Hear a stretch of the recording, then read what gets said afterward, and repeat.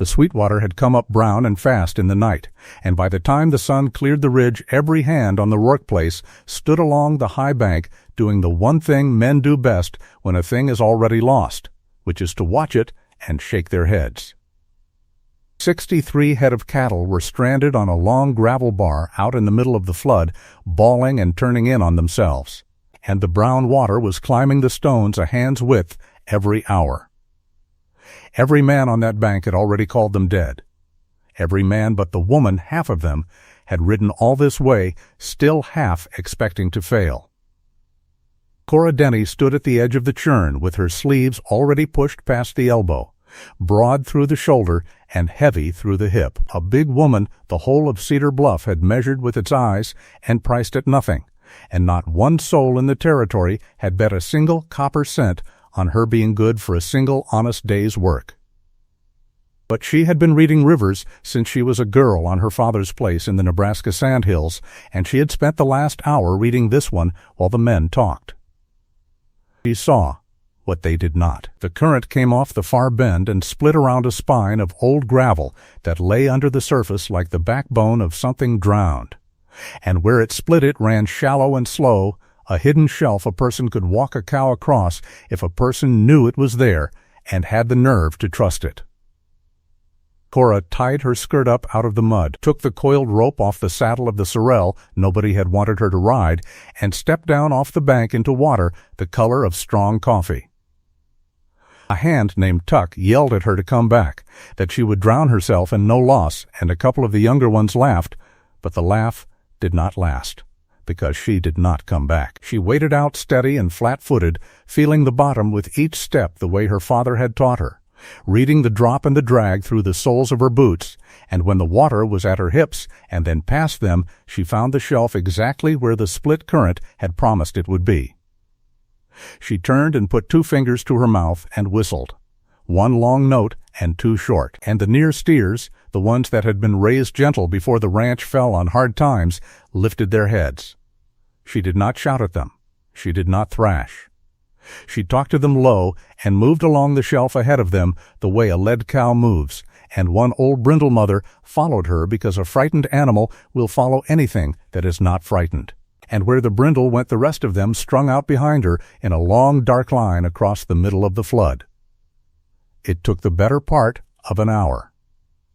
She lost none of them. When the last calf lunged up the near bank slick and shaking and alive, the men who had come to watch 63 head drown stood there instead, watching a heavy woman climb, dripping out of the Sweetwater, with a coiled rope over her shoulder and mud to her collar, and not one of them was laughing anymore. If this story has already got its hand on you, then subscribe to this channel and stay with me clear to the last word of it, and drop the name of the city you are watching from down in the comments below, because I truly do want to see just how far Cora Denny's story travels tonight. And I will tell you now, before we go back to the beginning of it, that what happens on this ranch over the next 3 years is going to change everything you think you know about who holds the power in a place and who only believes they do. Keep that muddy river in your mind, because we are going to come back to it. But to understand what that river meant, and why a herd of cattle was strung out across a flood 2 hard days from home in the first place, you have to go back to the very beginning of it, to a hot afternoon some weeks before, on the platform at Cedar Bluff, and to the marriage that half the territory had already turned into a joke before the bride ever stepped down off the train. It had not been Cora's idea to come to Wyoming. It had not, if a person wanted the whole hard truth of it, been anybody's idea born of kindness. Cora Denny was 29 years old that summer of 1882, and she had spent every one of those years being told, in one way or another, that there was too much of her. Too much of her body, first of all, which had been a big woman's body since she was 14, and which the world seemed to take as a personal affront, as though she had grown broad on purpose to inconvenience it. But too much of the rest of her, too. Too much of a head for figures for a woman. Too plain a way of saying what she saw, when what she saw was that a man was about to lose money he did not have to lose. Too little willingness to make herself smaller, quieter, less, in a room that plainly wanted her to. Her father had been a cattleman in the Nebraska sandhills, a good one, and he had raised her the way a man raises the child who takes to the work, which is to say, he taught her everything and apologized to no one for it. She could read a ledger before she could properly read Scripture. She could tell a sound animal from a spoiled one across a corral by the way it carried its weight. She had run the books and half the range decisions on her father's place from the time she was 17. And when a bad 4 years of drought and a worse winter and a bank that smelled blood took that place out from under the family one foreclosure paper at a time, it was Cora who had stood in the land office and understood, before her father's mouth had even closed around the word, exactly what had been done to them and exactly how legal it had been made to look. Her father died the next spring, more of shame than of anything a doctor could name, and her mother had been gone years before that, and so at 28 Cora Denny found herself alone in the world with a strong back, a sharp mind, a trunk of good sturdy clothes that no longer fit the life she had, and precisely no place that wanted her. She had taken work where she could get it. She had cooked for a threshing crew one autumn and kept the tally books for a freight company one winter and been let go from that when the owner's wife decided she did not care for the way her husband asked Cora's opinion on the roots. She had learned, the hard way, over and over, the single lesson the world was most determined to teach a woman built like her, which was that there was no place at the table for her unless she was serving it. So when the letter came, she read it 3 times. And then she read it a 4th time the way she read everything, which was looking for the trap. The letter had come by way of a woman named Hetty Pruitt, who ran a boarding house in Ogallala and who made a small, quiet business on the side of arranging what she was careful to call situations. A rancher in the Wyoming Territory, up on the Sweetwater near a town called Cedar Bluff, was in want of a wife. He was a widower, the letter said, with a young daughter and a ranch that had seen better days, and he was not in a position to be particular about looks or age or refinement, only about a woman who could work and would not run at the first hard winter. Room, board, a roof, a name. No prior acquaintance necessary and none expected. Cora Denny had no illusions left in her by the summer of 1882, and she had none about this. A man who advertised for a wife the way another man advertised for a hired hand was a man in trouble, and a man who would take a woman like her, sight unseen and no questions asked, was a man in trouble so deep that the shape of her body was the least of what he could not afford to mind. She understood all of that on the first reading. What the letter did not tell her, what no letter would have told her, was that she was not being sent to Cedar Bluff to save a man's ranch at all. She was being sent to help finish killing it. But that part comes later, and I am getting ahead of the river. She wrote back that she would come. She had $11 to her name and a trunk and a train ticket that the arrangement paid for. And there is a particular kind of freedom in having nothing left to lose, a cold, clean freedom, and Cora Denny had it in full measure as the train carried her west and north across a country going brown in the heat. She was not going to Wyoming for love. She was too old and too used and far too clear-eyed for that. She was going because a roof was a roof, and because a woman with a strong back and a good head could make almost anything work if only somebody would let her put her hands to it, and because somewhere under all the practical arithmetic of survival there was still, buried deep and refusing to die, a small, stubborn thing in her that wanted, just once before she was done, to be somewhere that could not do without her. She would have told you she had given up on being wanted. She would have been lying, and she half knew it. The train reached Cedar Bluff on the hottest afternoon of the year, a town so flat and sun-scoured it looked as if the sky had leaned down and pressed the whole of it thin against the ground. One dusty street, and a depot, and a scatter of false front buildings staring at each other across the ruts. And the moment Cora Denny stepped down off that train, heavy-footed and broad and travel-worn, carpet-bag in one hand and her father's ledger box under the other arm, she understood that she had been expected, and that the expecting had not been kind. There were more people on that platform than the arrival of one westbound train could account for. They had come to look. Word had gone out, the way word does in a small place with nothing to do, that Silas Rourke's mail-order wife was coming in on the afternoon train, and half the county had found a reason to be near the depot when she did, so that they could see with their own eyes the woman a desperate man had sent away for. She felt the looking before she understood it. A big woman learns early to feel a crowd's attention the way a person feels heat off a stove, and this crowd was warm with it. A knot of men stood by the freight scale in clean enough shirts, and one of them, a heavy, prosperous man with a silver watch chain and a soft white face that had never once been rained on for a full day of its life, said something low to the men beside him, and they laughed the particular laugh of men laughing at a person and wanting her to know it. That man was Emmett Vane, though Cora did not yet know his name or how thoroughly her whole future was already tangled up in his plans, and I will ask you to remember that watch chain and that soft white face, because we will come back to them more than once before we are done, and each time we come back they will have a little more to answer for. A woman near the mercantile said, not troubling to lower her voice, that she had heard the Rourke man was hard up, but Lord, she had not known he was that hard up. Somebody else said it would take more than a preacher to make a wife out of that. And through all of it, Cora Denny stood straight with her bag in her hand and her father's ledger box under her arm and did the thing she had spent 15 years learning how to do, which was to let it break against her like water against a stone, and to give them nothing. Not a flinch, not a tremble at the mouth, not the smallest gift of seeing that it had landed. She had buried her father. She had watched a bank take the only home she had ever known with a smile and a signature. There was very little a platform full of bored strangers could do to a woman who had already lost everything that could actually be lost. So she looked back at them, one slow pass down the length of the platform, calm and unhurried, the way you look over a pen of stock you have not decided to buy. And one by one the bolder ones found somewhere else to put their eyes. And that was when Silas Rourke came out of the shade at the end of the depot and walked toward her, and the whole platform went quiet to watch him do it.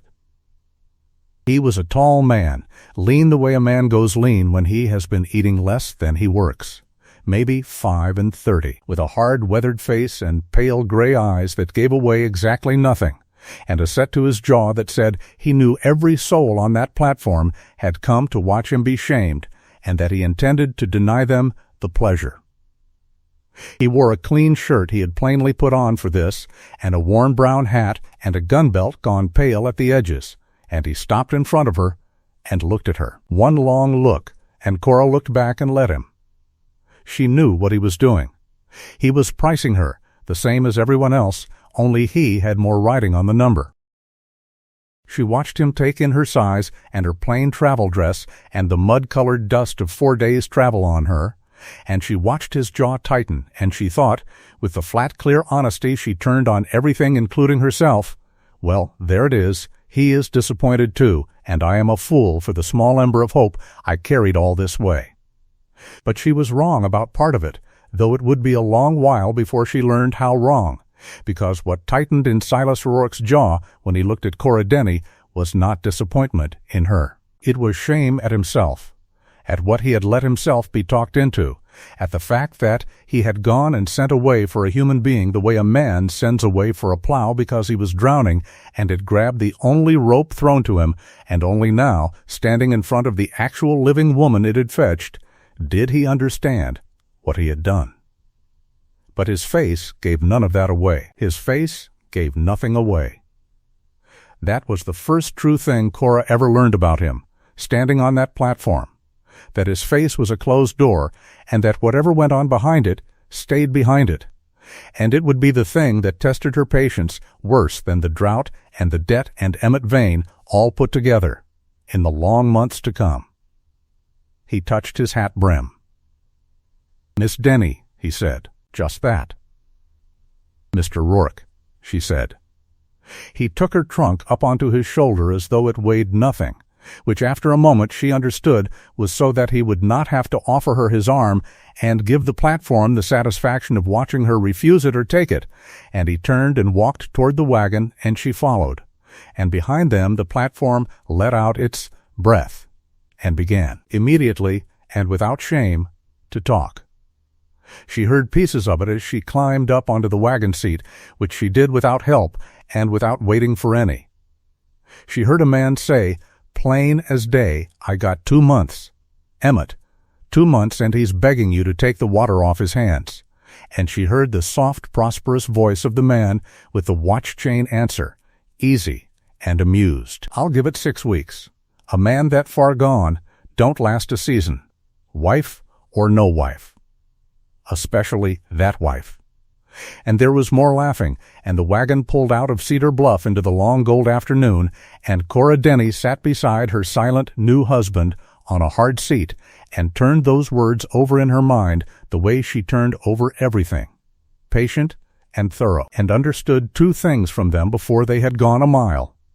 The first was that these men were betting on her marriage the way they would bet on a horse race, with money down and dates named, 6 weeks, 2 months, and that there was a whole book of it running in that town. And a second thing, the thing that made her go very still and quiet inside herself, was the word water. Take the water off his hands. She filed it away. She was good at filing things away. She would take that word out and look at it again many times in the weeks to come, and every time she looked at it the picture around it would be a little clearer, until one day it would be clear enough to save them all, but that was a long way off yet. And just then it was only a word, dropped by a smug man on a hot platform, catching in the mind of the one person on that whole street sharp enough and quiet enough to catch it. They rode the better part of 2 hours without speaking, out of the flat and up into rolling country where the grass ran silver gold to the base of blue hills and the Sweetwater cut a green seam through all of it. And it was, Cora thought, some of the best cattle country she had ever laid eyes on, which only deepened the puzzle of a man losing a ranch on it. Good grass, good water, good lay of the land. A ranch went broke on country like this only if something was pulling it broke on purpose.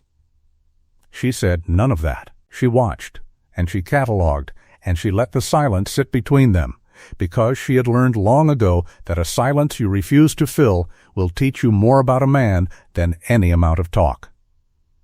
Silas O'Rourke drove with his eyes on the road, and his thoughts, whatever they were, locked behind that door of a face, and once, only once, when a jackrabbit bolted across in front of the team and the near horse shied, she saw how gentle his hands were on the lines, how he settled the animal with a low word and no jerk at all, and she thought, all right, there is that, at least. A man is worth something who is soft with his stock when he thinks no one is watching. The Rourke place came into view as the sun was going down, and Cora's practiced eye read the whole sad story of it in one long look before the wagon had even started down the last slope. Good bones of a place, a solid log house, and a big barn and corrals laid out by someone who had known exactly what he was doing, all of it gone gray and sagging from 3 or 4 years of a man having too much to do and too little to do it with. Fenced down in 3 places she could see from here. A field that should have been standing in hay standing instead in thistle and cheat grass. A windmill turning crooked with a groan she could hear clear across the yard. And thin cattle, far too few of them, scattered up the near draw, carrying their bones too close to the surface for so much good grass all around them. Debt, she thought.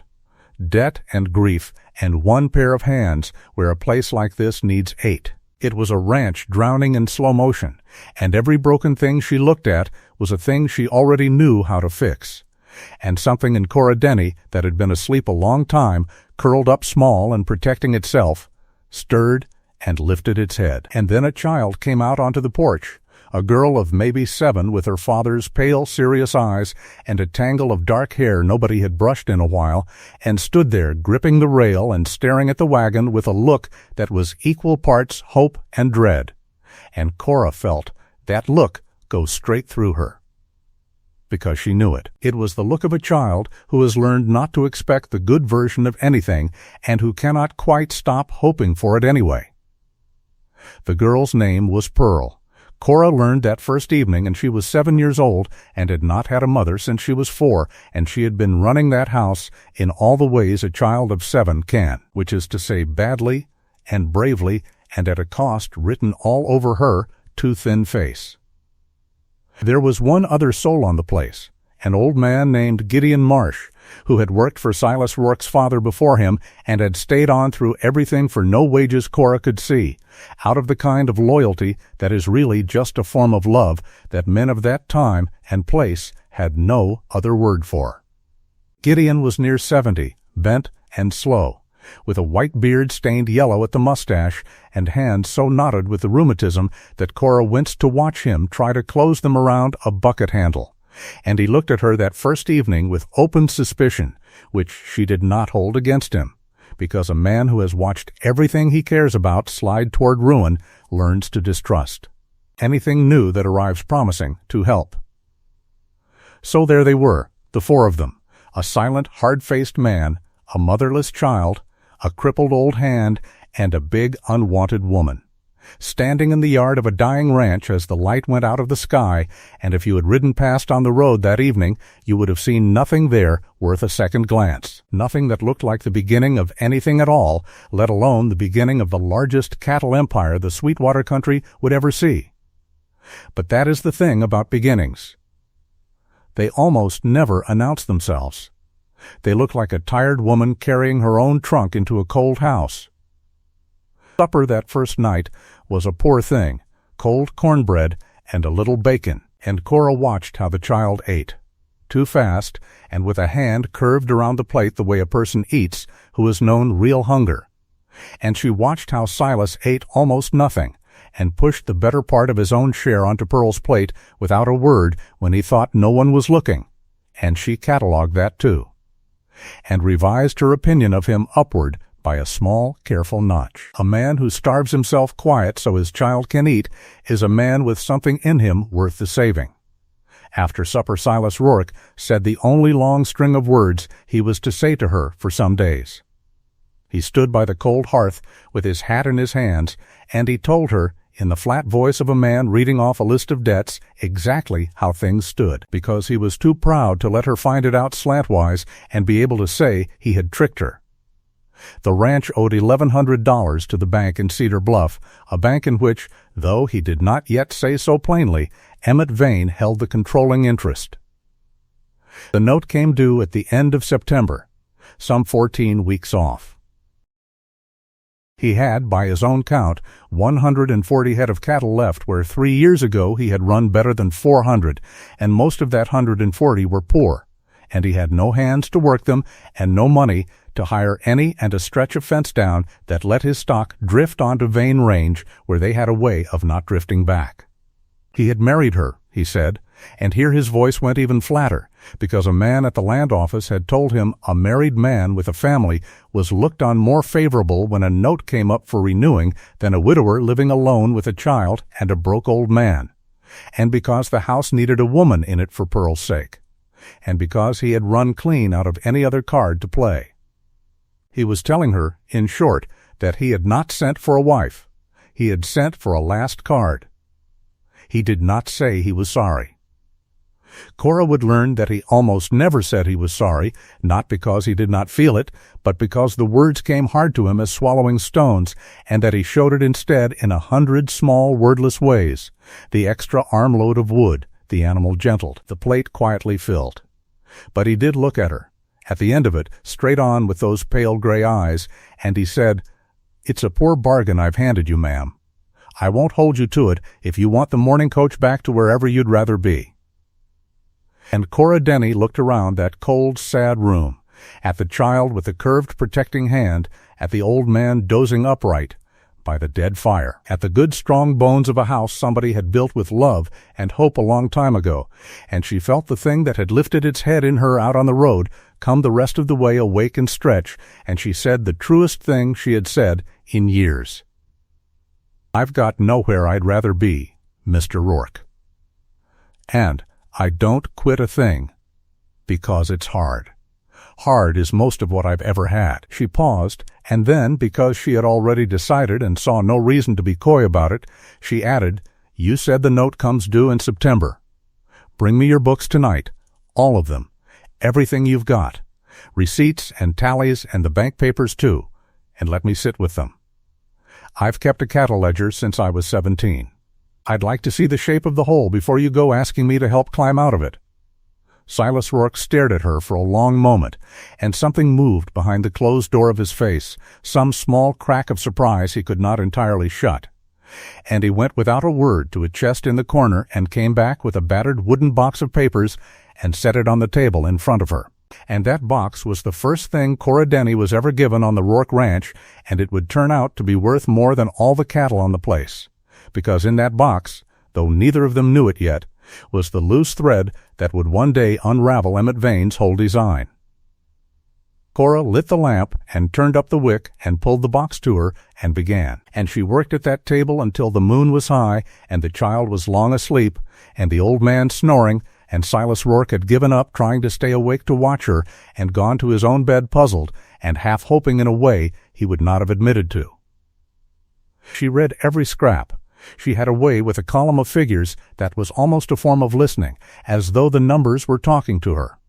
And by the gray of the false dawn she had the shape of the hole, and she had something else too, something that made her sit back in the hard chair and look at the far dark wall for a long while with her arithmetic quiet face. Because the hole did not add up. A ranch with good grass and good water and 140 head, even poorly worked, should not have slid this far this fast. Money had gone out of this place faster than bad luck alone could account for. Cattle had been sold at prices below what the market book showed for those seasons, sold in a hurry and sold low, again and again, always through the same buyer, a stock agent working out of Cedar Bluff, whose name appeared on paper after paper in that box. And the water rights, the deeded rights to the Sweetwater flow that made the whole ranch worth having, had a lien against them that Cora read 3 times before she was sure she understood it. A lien held by the Cedar Bluff Bank, tied to the note, written in language so tangled that she suspected it had been tangled on purpose, and structured so that if the note went unpaid the water rights, and not just the ranch, passed clean and quiet into the bank's hands. Into Emmett Vane's hands. She sat in the cold dawn and understood, before she had been on the Rourke place a full day, more about what was happening to it than Silas Rourke had understood in 3 years of being ground down by it. This was not a ranch dying of drought and grief. This was a ranch being killed, patiently and legally, by a man who wanted the water under it, and the killing was nearly done. And Cora Denny, who had once stood helpless in a land office and watched the same kind of quiet legal killing take her father's place while she was too young and too unarmed to stop it, felt something cold and clear and steady settle over her. The feeling of a person who has been handed, late and unlooked for, a second chance at a fight she had lost the first time. She was not too young now. She was not unarmed. She had a strong back and a sharp mind, and a wooden box full of the very evidence a careless, powerful man had let pile up because he never dreamed the woman he had helped ship in as a joke could read it. She banked the lamp and went out into the first light and stood in the yard looking at the crooked windmill and the downed fence and the thin cattle, and she rolled up her sleeves, and she began. She did not begin by telling Silas Rourke what she had found in the box. She had learned in a hard school that you do not show a powerful enemy your cards nor even show them to your own side before your side is ready to hold them, and Silas, for all his silent decency, was a beaten man just then. And a beaten man cannot always be trusted to keep still and let a trap close in its own time. So she kept the water and the crooked cattle sales locked behind her own quiet face, and she began instead where it would do the most immediate good and raise the least suspicion, which was with the plain daily labor of a ranch nobody had been able to keep up with. The first morning she cooked a real breakfast. The first real breakfast that house had seen in a long while. Eggs from the few sad hens scratching by the barn, and biscuits she made rise where the flour was near to weevils, and gravy. And she watched the child eat until the curved, protecting hand relaxed and lay flat, and she watched Gideon Marsh soak his biscuit and close his ruined eyes over the first bite in a way that told her more than any thanks could have. And she watched Silas eat a full plate for what she suspected was the first time in months, and go out to the day's work with something in his stride that had not been there the day before. Food is not a small thing. A body that is fed can hope. A body that is starved only endures. She had known women who could work miracles and be dismissed as mere cooks for it, and she intended to be dismissed exactly that way for as long as it served her. Because a woman a powerful man has filed under cook is a woman he does not watch, and Cora Denny wanted very badly not to be watched just yet. After breakfast, she took the wagon, which she could harness and drive as well as any man, and she drove herself into Cedar Bluff. And she walked into the mercantile with her chin level and her father's ledger box, now her ledger box, under her arm. The store went quiet when she came in the way the platform had gone quiet, and the storekeeper, a narrow man named Pell, with a habit of smiling with the bottom half of his face only, greeted her with an oily amusement that told her word of exactly who she was had run ahead of her here too. She let it all wash past. She bought flour and salt and coffee and lamp oil and a paper of needles and a length of stout wire, and she paid in careful coin. And when Pell, making sport for the two loafers by the stove, asked her sweet as poison how she was finding married life out at the Rourke place, and whether she had picked out her spot in the churchyard yet, on account of the whole town knew that place was as good as. Buried, Cora Denny set down her coin and looked at him levelly and said, "I find it suits me fine, Mr. Pell. And I'll thank you to weigh that flour honest, because I can read a scale from either side, and yours is reading 3 ounces light." The loafers by the stove stopped laughing. Pell's bottom half smile faltered. He reweighed the flour, and it came up honest, and Cora took her goods and walked out into the sun, and behind her she left the first small crack in the story Cedar Bluff had decided to tell about her. Because a joke does not look back at you level-eyed and catch your thumb on the scale, and men who had come to laugh found they were not entirely sure, of a sudden, what they were looking at. It got back to Emmett Vane by supper, as such things did, and Vane, being told that the Rourke woman had caught Pell's thumb on the scale, only smiled his soft smile and said she sounded a clever sort, and that it was a shame. Clever being no use at all to a woman with 14 weeks and $1,100 standing between her and the poorhouse. He was not worried. Why would he be? He held the note, and he held the water lien, and he held the crooked stock agent, and he held, as far as he could see, every card in the deck, and the arrival of one sharp-tongued heavy woman changed the arithmetic of that not at all. It is worth saying plainly, here near the start, that Emmett Vane was not a stupid man.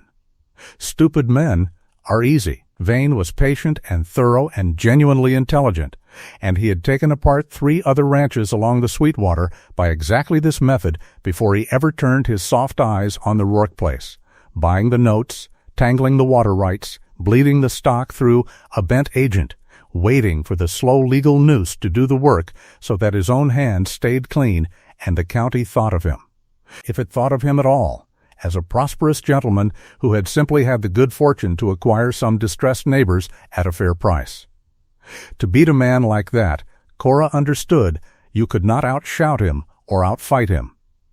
You had to outthink him, and you had to do it so quietly that he did not know he was in a fight until it was already lost. That was going to take time she was not sure they had, and it was going to take money the ranch did not have, and it was going to take the one thing hardest of all to come by, which was for the beaten man beside her and the frightened child and the broke old hand to start, a little at a time, to believe.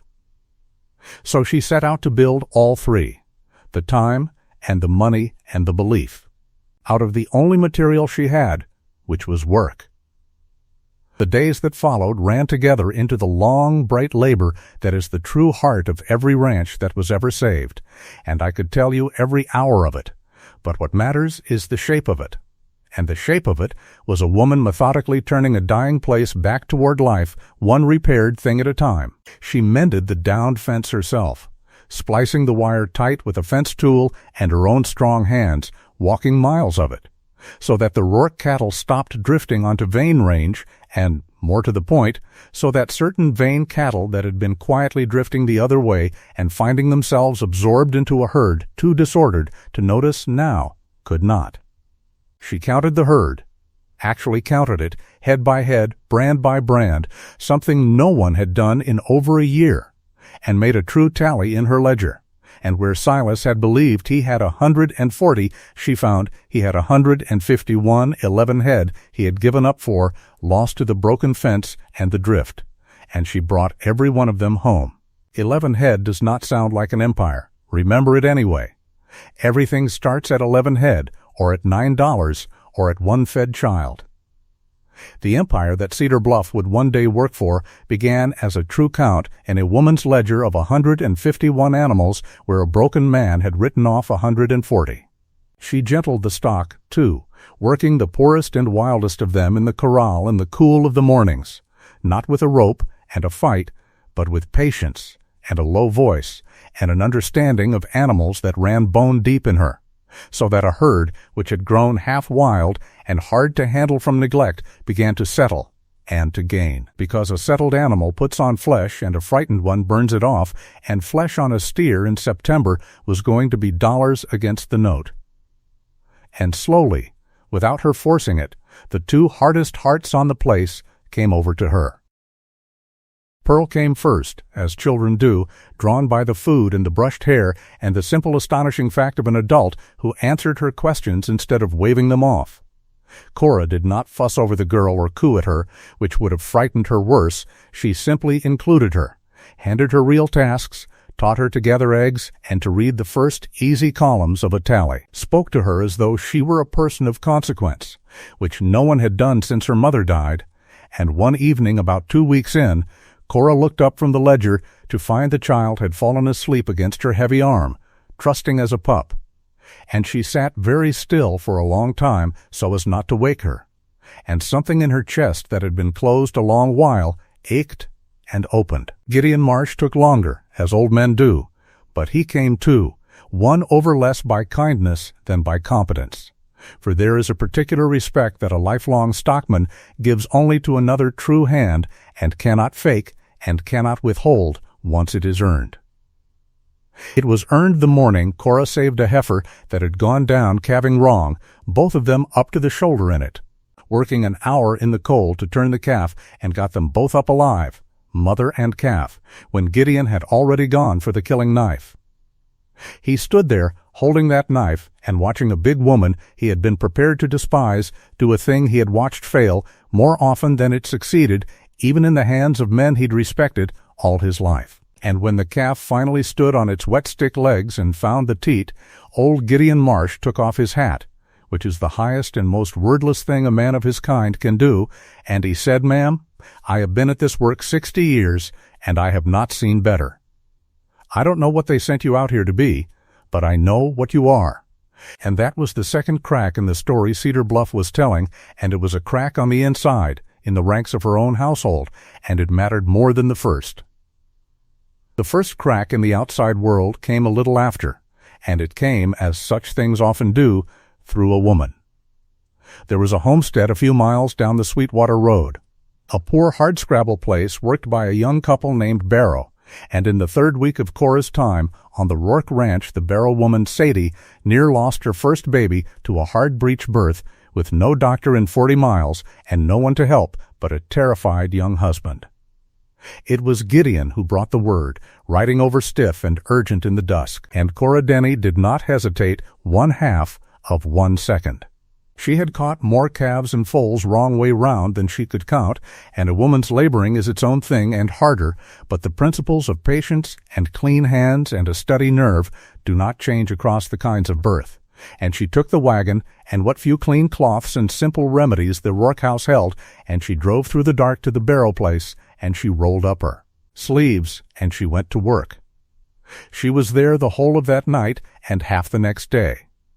And in the gray of that second morning she brought a live, squalling Barrow son into the world with his mother alive and whole behind him, when both of them had been, by any honest reckoning, as good as lost. Sadie Barrow looked up at the big woman who had saved her life and her child's. The big woman the whole county had been laughing at for 3 weeks, and something happened in that young mother's face that no amount of Emmett Vane's money could ever buy or unbuy, and when Cora finally drove home gray, with exhaustion she left behind her the first friend she had made in that country and the first family, though she did not yet think of it in those terms, of what would one day be the Sweetwater Association. Because Sadie Barrow did not keep quiet about what had been done for her. A young woman does not keep quiet about the person who pulled her living child out of death, and she told it up and down the road to every woman who would listen, and the women of that country who had taken their cue at first from their laughing menfolk began to look at the Rourke woman with different eyes, because the women had a truer measure than the men of what a person is worth, having always been measured unfairly themselves, and they knew a strong, study-capable soul when one drove through the dark to save them. It was slow. Contempt banked deep does not turn to respect in a day. But it turned. And it turned first among the women, and long before the men of Cedar Bluff had finished laughing, their wives had quietly stopped. And a country's wives are the deep current under the loud surface of its talk, and Cora Denny, who read currents better than anyone alive, felt that one turn under her and knew, though the notes still hung over them and Vane still smiled in his bank, that she had found the first solid footing of the shelf that would one day carry them all across. Silas Rourke watched all of it and said nothing, but Cora, who had made a study of that closed face out of pure self-defense, began to read the small movements behind the door of it. She saw how he had taken to lingering at the corral rail in the mornings to watch her work the stock. Pretending to mend a bridle he had already mended. She saw how his eyes followed her across the yard and cut away when she turned. She saw how the plate she filled for him came back clean now, and how once, when she had carried a heavy churn he thought was beyond her, he had started forward to take it, and then stopped himself, having learned already that she did not care to be spared, and how a thing that might have been the ghost of a smile had touched the corner of his mouth as he watched her set it down easy. She was not a girl to mistake any of that for love, and she did not let herself.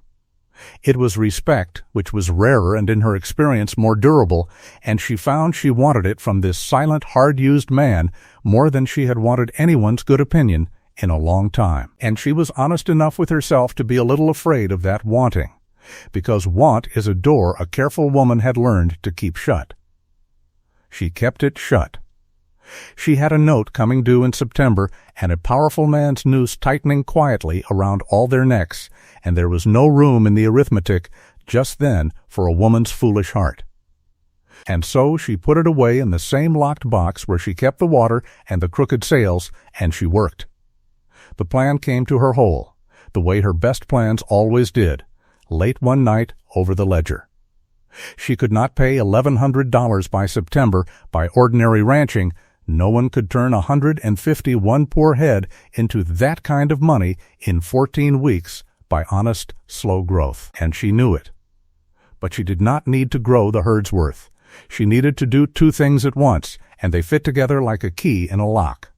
She needed to catch Emmett Vane's man in the act of the crooked cattle buying, publicly and provably, in a way that would let her break the whole rotten structure of notes and liens in open court or open street, where a clever man's tangled paper was worth nothing against a plain proven theft.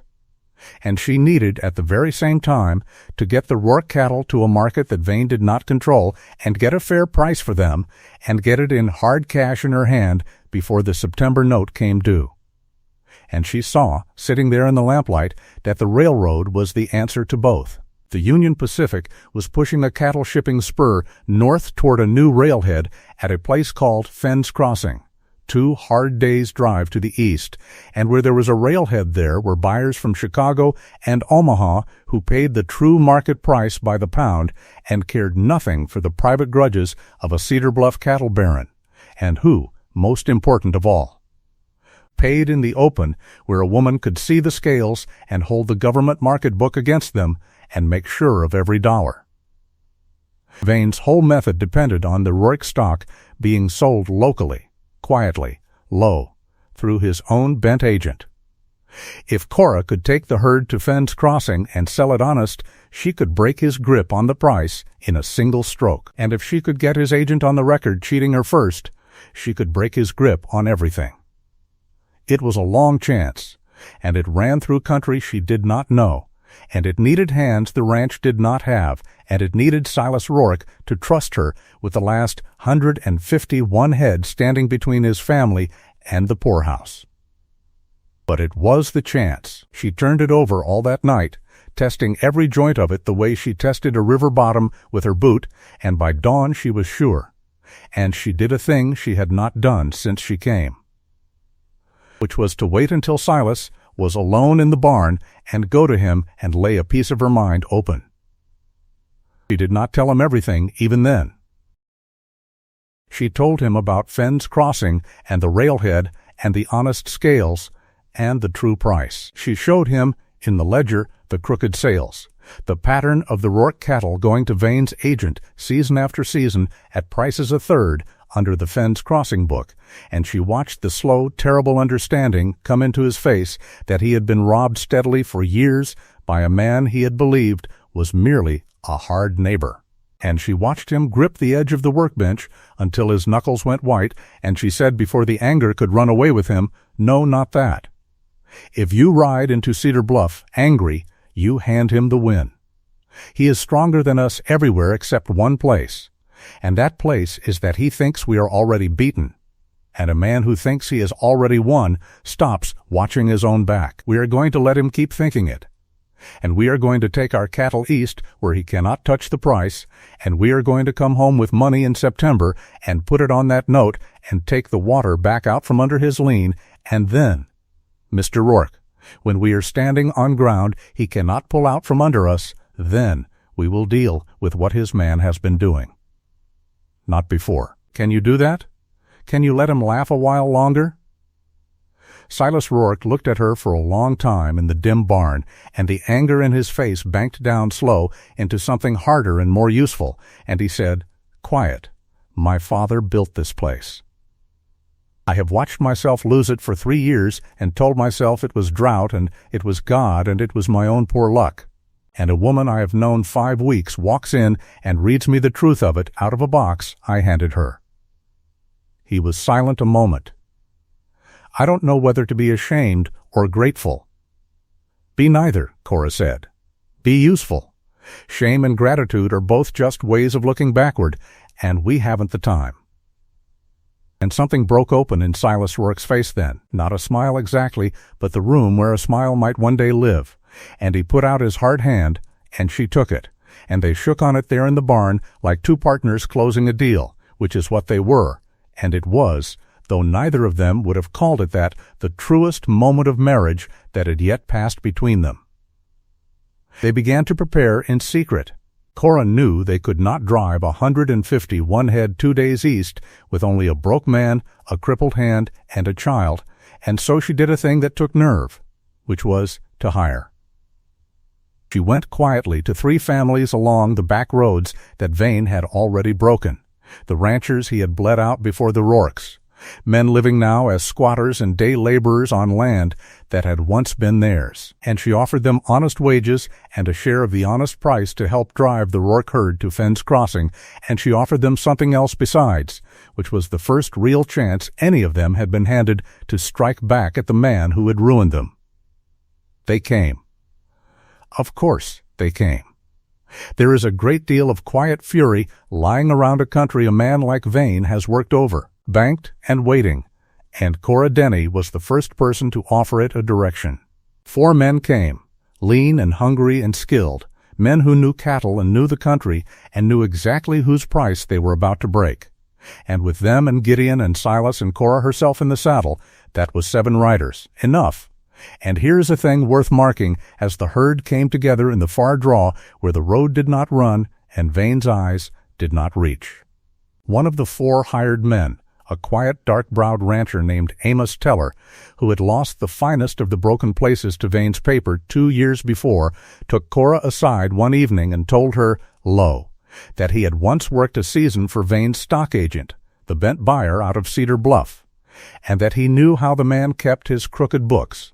2 sets of them, one for show and one true. The true one locked in a strong box in the back of the buying office, and that the true book, if a body could ever lay hands on it, held every underprice and every skimmed head going back years, on the Rourkes and on the Tellers and on every other family Vane had bled. Cora Denny listened to that very carefully, and she filed it away in the locked box with the rest, the most valuable thing yet, because she saw at once that the true book was the thread that could pull the whole thing apart, and she began, quietly, to think about how a woman nobody watched might one day come to hold it. They gathered the herd in the last week of August and set out east before first light on a Monday, 151 head strung out across the short-grass country under a sky going pale gold at the edge, 7 riders and a chuck wagon that Cora drove herself, with Pearl beside her on the seat wrapped in a blanket against the dawn chill and old Gideon Marsh riding drag where the pace was, slow and kind to his ruined hands. They had let it be known in Cedar Bluff, carefully and by way of the loafers at Pell's store who could be counted on to carry anything, that Rourke was gathering what poor stock he had left to sell local at whatever pity price he could get, because he was too far behind to do anything else, and Emmett Vane, hearing it, had smiled and told his bent agent to be ready to make the Rourke man his usual generous offer when the beaten fool came crawling in. So no one watched the road east. No one dreamed the Rourke herd would go the hard way, away from the only market Vane controlled, toward honest scales 2 days off. That was Cora's doing, the whole quiet misdirection of it, and it bought them the thing they needed most, which was a clear road and a day's start before anyone thought to wonder. The first day went well. The country was open, and the weather held, and the hired men, hungry as they were for this, worked the herd like the true hands they were, and Cora watched Silas Rourke ride point through the long gold afternoon sitting his horse easier than she had yet seen him sit anything. A man doing at last the thing he was made to do, with a real chance of it coming out right, and she thought that a person's whole face can change when hope comes back into it, and that his had. They made a dry camp that first night in a fold of the hills, and Cora fed 7 hungry riders and 1 child out of the chuck wagon better than any of them had eaten on a trail in their lives, and the hired men, who had come for wages and for revenge, found themselves also to their surprise. Simply glad, sitting around a good fire with full bellies and a job going right, and there was quiet talk and even once low laughter. And Cora Denny sat a little apart with the ledger open on her knee, doing the next day's arithmetic by firelight, and let the good sound of it wash over her, and thought, this is what I came 400 miles for. And I did not even know it. It was the second day that the sky turned on them. It came up hot and still and wrong in the morning, the air thick as wet wool, and by noon there were black anvil clouds stacking in the west, and old Gideon rode up alongside the wagon and told Cora quiet that he did not like the smell of it, that he had seen the sky do this in this country before, and that when it did the dry washes could run bank to bank in an hour off rain a body never even felt. They were coming down then toward the Sweetwater, which they had to cross to reach Fenn's Crossing, a wide, shallow ford in ordinary times that the herd could walk over barely wetting their bellies. But these were not ordinary times, and the rain that fell that afternoon fell not on them, but far up in the hills at the river's head. A cloudburst they only saw as a gray wall hanging under the black clouds to the west, and by the time they reached the ford in the last hour of light, the Sweetwater had come up. It had come up brown and fast and terrible. A different river entirely from the gentle ford on the map, running heavy with torn brush and the drowned dark shapes of things it had taken from upstream, and the lead cattle balked and bawled at the edge of it and would not take the water, and the whole herd bunched and milled and threatened to break, and there was a bad half hour in the failing light of getting them held and turned back from the flood onto the high bank. And it was in that half hour that the thing happened that we began this whole story with, because a bunch of the herd, 63 head of them, panicked and pushed out onto a long tongue of gravel that ran into the river before anyone could turn them. And the fast brown water closed around behind them and cut them off. 63 head stranded on a bar in the middle of a rising flood with the dark coming down. The hired men rode the bank helpless. To send a rider out through that current after them was to drown the rider, and every man there knew it, and even Amos Teller, who feared very little, sat his horse at the water's edge and said there was nothing for it, that they would have to let those 63 go and be grateful to save the rest, and that 63 head lost was a wound but not a death. And it was true arithmetic as far as it went, but it was Vane's arithmetic, the arithmetic of accepting the loss the powerful thing hands you, and Cora Denny had spent her whole life being handed that arithmetic, and had come at last to a place in her where she would not take it any more.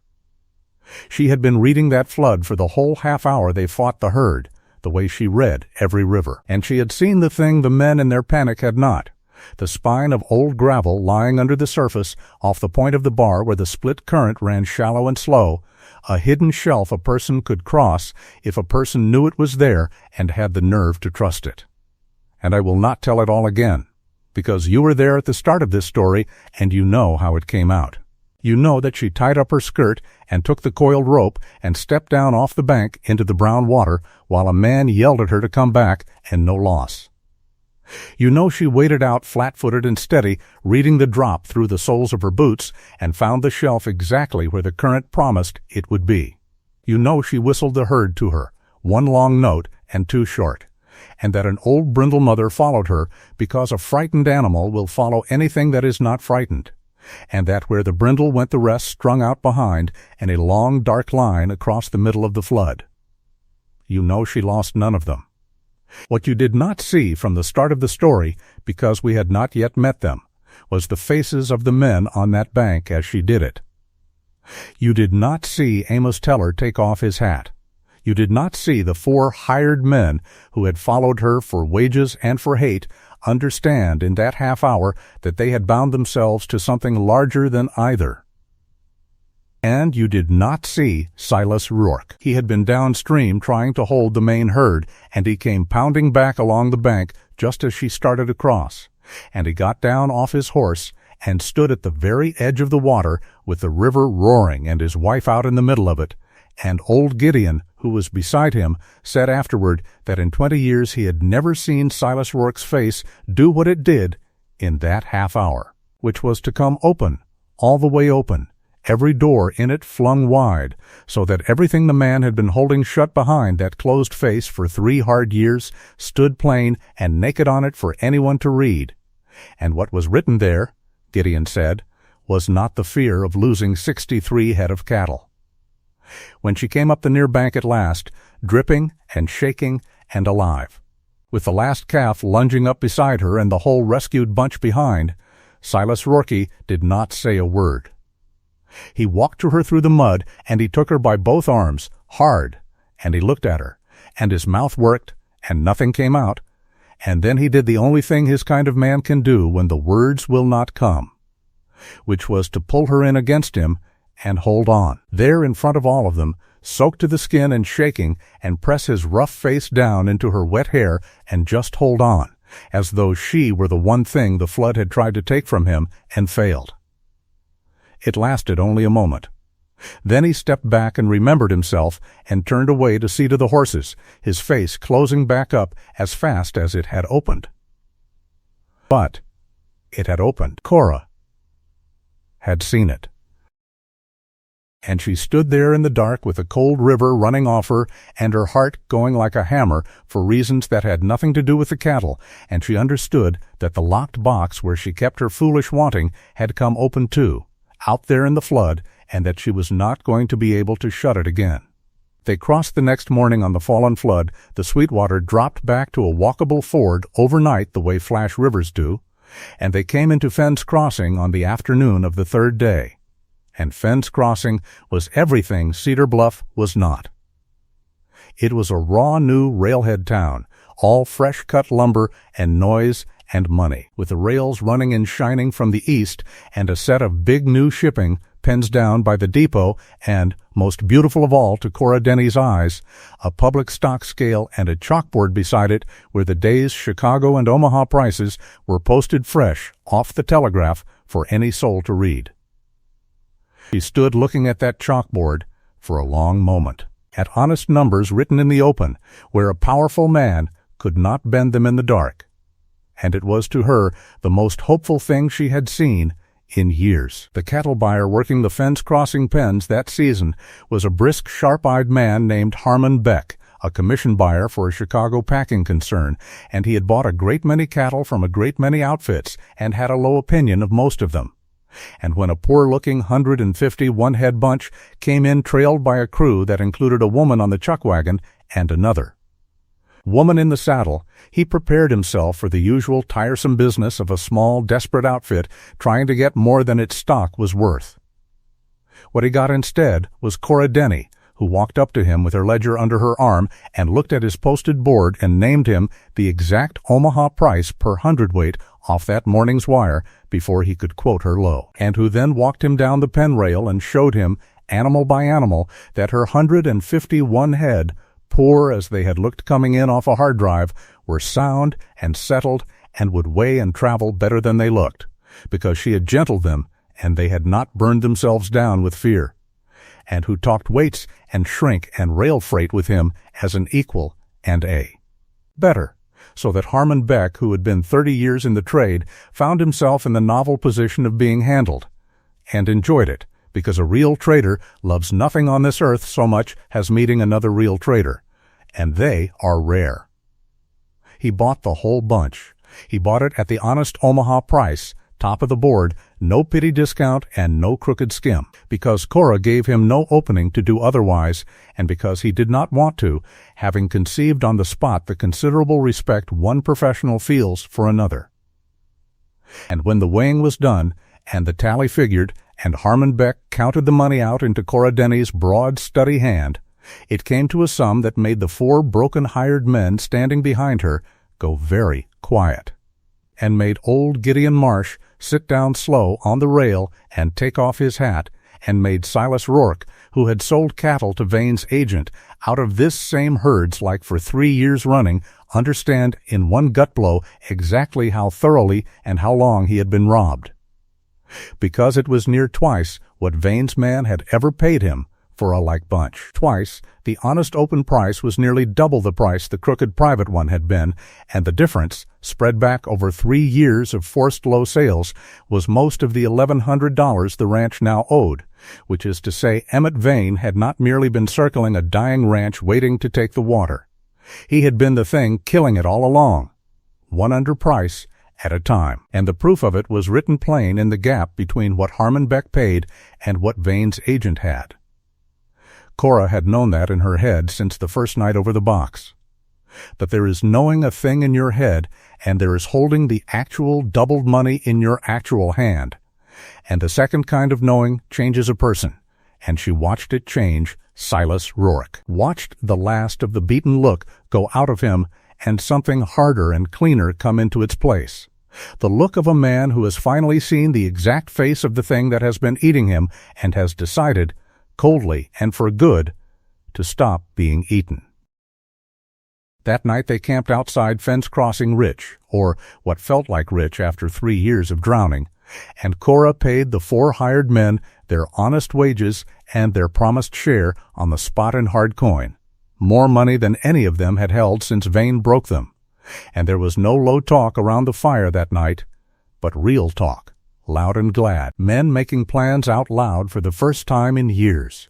And one of them, a gray, steady rancher named Del Hobie, who had lost 2 sections to Vane's paper, said into the firelight, half to himself, that a man could get his place back with money like this, that a man could buy back in. And Cora Denny heard that and filed it away with all the rest, because a plan larger than one ranch was beginning to take shape in her mind, a plan the size of a whole broken country, and it started right there at that fire with a beaten man saying out loud that he could buy back in. But that was for later. There was the note first, and the water, and Emmett Vane, who did not yet know that the road east had been run or that the price had been broken, and who was still back in Cedar Bluff telling anyone who would listen that the Rourke place would be his by October. Cora meant to let him keep thinking it a while longer. She took only what the ranch needed of the money, and she did a thing with the rest that no one expected, least of all Silas. She did not ride straight back to Cedar Bluff to fling the cash on the note in triumph. She sat by the fire with the ledger and she reckoned, and she saw that if she paid the note the day it came due, in full and in the open, Vane would simply nod and smile and go back to his patient bleeding, the water lien still hanging over them, the crooked agent still working, the deck still his, and next year or the year after he would win anyway, because he had time and reach, and they had only this one good drive. Paying the note saved the ranch for a season. It did not win the war. To win the war, she needed the true book out of the agent's strongbox, the second set of ledgers that held every crooked sale on every family Vane had bled, and she needed to break the water lien in a way that could not be retied. And she needed to do both at a moment of her own choosing, not his. And so, sitting at that fire, Cora Denny made a hard, cold decision that she did not share with her husband for some days, because she knew he would fight it. She decided to let the September note come due and to let Emmett Vane believe, right up until the last hour, that the Rourke place could not pay it. She decided to walk them all to the very edge of ruin on purpose, because the edge of ruin was the one place a careful man stopped watching his own back, and she meant to be standing behind him when he did. They came home to the Rourke place in the first week of September with the herd sold and money sewn into the lining of the chuck wagon, and Cora told Silas that night, alone in the barn where they did their real talking, the whole of the plan, and he fought it, exactly as she had known he would. He did not want to walk his family to the edge of ruin on purpose. He did not want to sit in that house through the weeks to the note's due date, pretending to the whole county that they were finished, taking the pity and the smirks and the certainty of men who thought him already dead when he had the money in hand to end it. He was a proud man, and it went against everything in him. But Cora sat him down and laid it out the way she laid out a column of figures, patient and merciless, and made him see that pride paid off tonight was the ranch lost next year, and that the only way to be truly free of Emmett Vane was not to pay him, but to break him, and that breaking him meant the true book, and the true book meant patience, and patience meant swallowing his pride a few weeks more. And Silas Rourke, who had spent 3 years learning the hard way that his own judgment had been wrong about the thing eating his ranch, looked at the woman who had been right about all of it, and he did the hardest thing a proud man can do, which was to trust her over his own gut, and he said, "Lo, all right.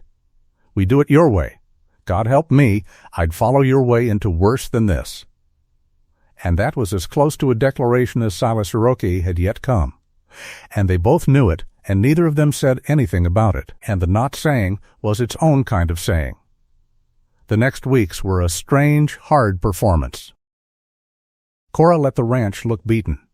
She sold nothing more, bought nothing but the barest necessities, let the word go around Cedar Bluff by way of Pell's loafers that the Rourke drive east had come to nothing, that the fool had trailed his poor cattle 2 days for no better price than he'd have got at home, that the note would surely go unpaid. And Emmett Vane, hearing it, was satisfied and stopped thinking about the Rourke place at all except as a thing already in his pocket, which was exactly what Cora needed him to do, because a man who has stopped thinking about you is a man who will not see you coming. Meanwhile, she moved on the true book, and here's where the quiet daring of Cora Denny showed itself full, because she did not send a man to steal it, which would have been a crime they could hang a person for, and would have made the book worthless as evidence besides, tainted goods no court would look at. She did something cleverer. Amos Teller, who had once worked for the bent agent and knew his habits, told her that the agent, a fussy, nervous man named Loomis, kept his true book locked in the strongbox but took it out to enter his figures every Saturday evening after the bank closed, alone in the back of the buying office, and that Loomis was a coward at heart and a drunkard besides, kept crooked by Vane through a mix of small bribes and large fear, a weak link in a strong chain. So Cora did not steal the book. She turned the man who kept it. She had Amos tell her carry a message to Loomis, quiet and private. A message that laid out plainly how much Cora Denny already knew: the doubled fence crossing price, the pattern of undersales, the water lien, all of it. And that made Loomis an offer no frightened crooked coward could easily refuse.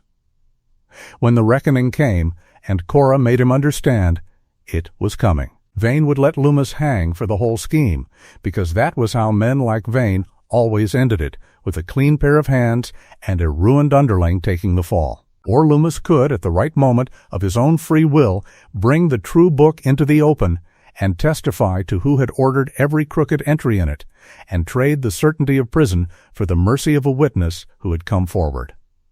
It was not a kind offer. Cora did not make it kindly. But it was a true one. And Loomis, who lay awake nights already terrified of exactly the future she described, took a long shaking week to decide, and then took it, and from that week on Cora Denny held, through the willing hands of the very man who kept it, the loaded gun of Emmett Vane's true book, waiting only for the moment to fire it. That moment, she had decided, would be the day the note came due. She chose the ground with care. The note would be called in the bank at Cedar Bluff publicly on the last day of September, and Vane liked an audience for his takings, liked the town to see a ranch pass into his hands all legal and quiet, because the fear of it kept the other ranchers docile. He would have his audience. Cora meant to see that he did, only the play that audience saw was going to be a different play than the one Vane had written. In the last week before the due date, two things happened that near broke the whole careful plan. The first was that Emmett Vane, whatever his satisfaction, was too thorough a man to leave even a beaten enemy entirely unwatched. And word reached him at last, garbled and late, that the Rourke woman had been seen speaking with Loomis, and that there had been strangers at the Fens Crossing pens who spoke of a big Rourke sale at top price, and the two pieces did not fit the story Vane had been told, and a man like Vane does not ignore a piece that does not fit. He began, quietly, to wonder. He set his own men to watching the Rourke road again, and he sent for Loomis, and Loomis, terrified, near cracked. The second thing was worse and closer to home. Pearl, the child, sharp-eared as children are and frightened by the strain she felt in the grown people around her without understanding it, let slip to another child at the schoolhouse in Cedar Bluff in the way of children showing off that her pa was not really beaten at all, that her new ma had a plan and there was money hid and everything was going to be all right, and that other child had a father, and by nightfall the substance of it, a child's boast that the Rourkes had money and a plan, had reached Emmett Vane's ears and hardened his vague wondering into cold certainty that something was being worked against him.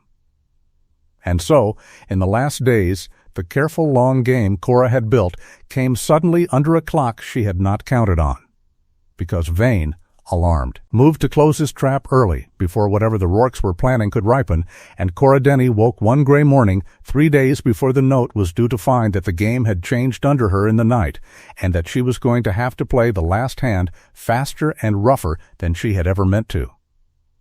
What Vane did first was go at the weak link.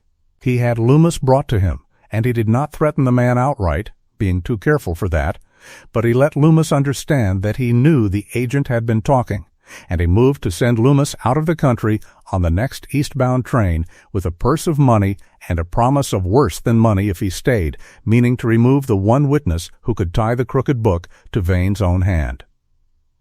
Before that witness could be used. And it near worked. Loomis, terrified past reason, packed a bag and would have run, and if he had run, the true book would have gone with him or been left to burn, and Cora's whole gun would have been spiked. But Cora had not built her plan on the courage of a coward. She had set Amos Teller to watch Loomis day and night for exactly this. And when Loomis bolted for the depot in the dark with his bag in the strongbox, it was Amos who was waiting, and Amos who talked him down off the ledge of his own panic, not with force, but with the plain arithmetic of it, that a man who ran was a man who looked guilty and got caught and hanged alone, and that a man who stayed and told the truth had Cora Denny's word and a lawyer's promise, standing between him and the rope. And Loomis, weeping, stayed, and the true book stayed. And Cora, told of it at dawn, understood how near the whole thing had come to the edge, and set her jaw, and moved the reckoning up to meet Vane's early move, because there was no more time to be bought.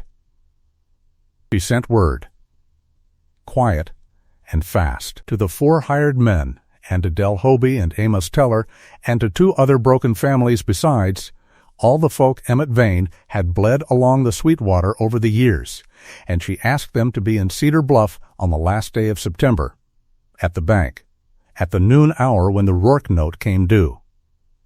She did not tell them all of it. She told them only that on that day, in that place, the man who had ruined them was going to be made to answer in front of the whole county, and that she wanted witnesses, honest men whose own losses were written in the same crooked book, standing in that room when it happened. And they came. Of course they came. Cora Denny had learned the shape of the thing her whole life had been teaching her, which was that a powerful man's strength is mostly the belief of the people he has beaten that they are alone and can do nothing, and that the moment you gather even a handful of them into one room and show them they are not alone and there is a thing to be done, the power runs out of the powerful man like water out of a cracked jar. The morning of the last day of September came up cold and bright. Cora dressed with care, in the one good dress she owned, a deep blue wool that her mother had made her years before and that she had let out and mended and kept against exactly some such day as this, and she brushed and pinned her hair, and she took her father's ledger box, her own ledger box now, heavy with every true figure she had reckoned since she came.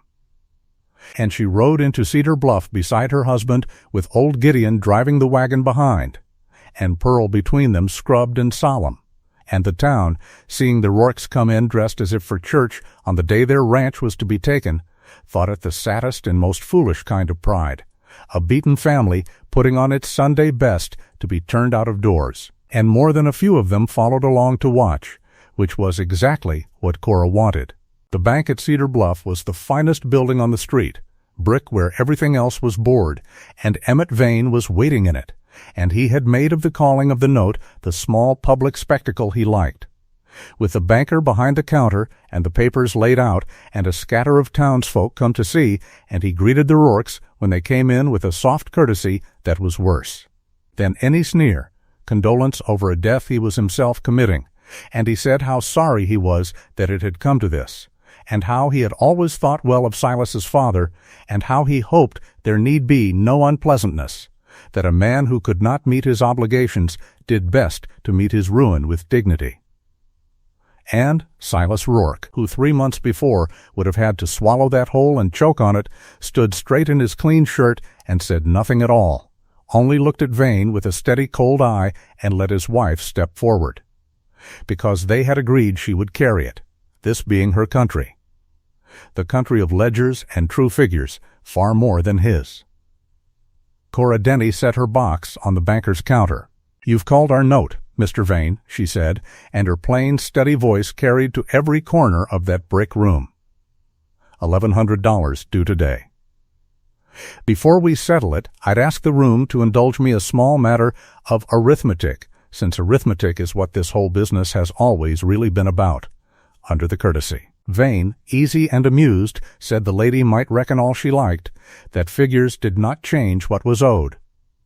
No, Cora agreed. They don't. They only change who owes it. And she opened the box.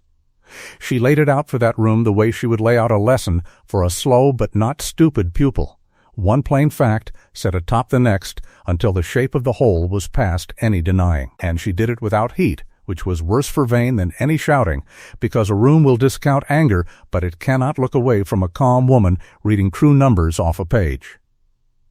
She read them the market book from Fenn's Crossing, the honest Omaha price per hundredweight, wired and posted and public. She read them what Emmett Vane's agent had paid the Rourke Ranch for its cattle these 3 years past, sale after sale, and she let the room do the arithmetic of the gap themselves, near half under the honest price every time for years. And She named the other outfits that had sold to the same agent at the same robbed prices, the tellers and the Hobies and the rest. And she watched the broken men she had gathered stand a little straighter along the wall as their own ruin was spoken aloud at last as the theft it had always been. And then, while the room was still turning that over, she said, "But a body might say that's only my figures against his, a rancher's word against a banker's. So I won't ask you to take my word." And she turned to the back of the room and said, "Mr. Loomis, would you bring it in?"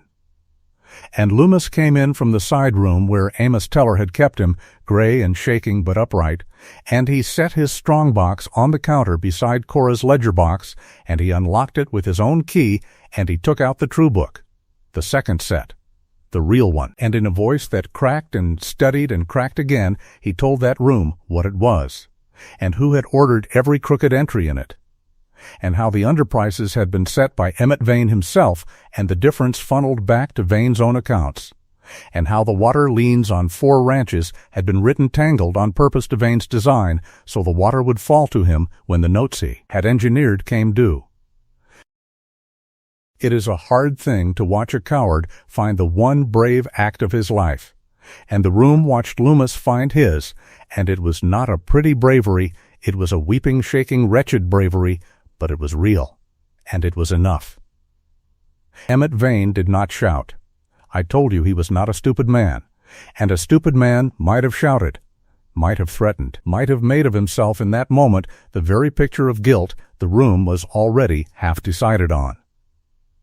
Vane went still and pale and soft-faced as ever, and he said, in his easy, courteous voice gone just slightly thin, that this was a spiteful fabrication got up by a desperate woman and a bribed drunkard, that his lawyers would make short work of it. That not one soul in that room would credit the word of a Loomis over the word of a Vane.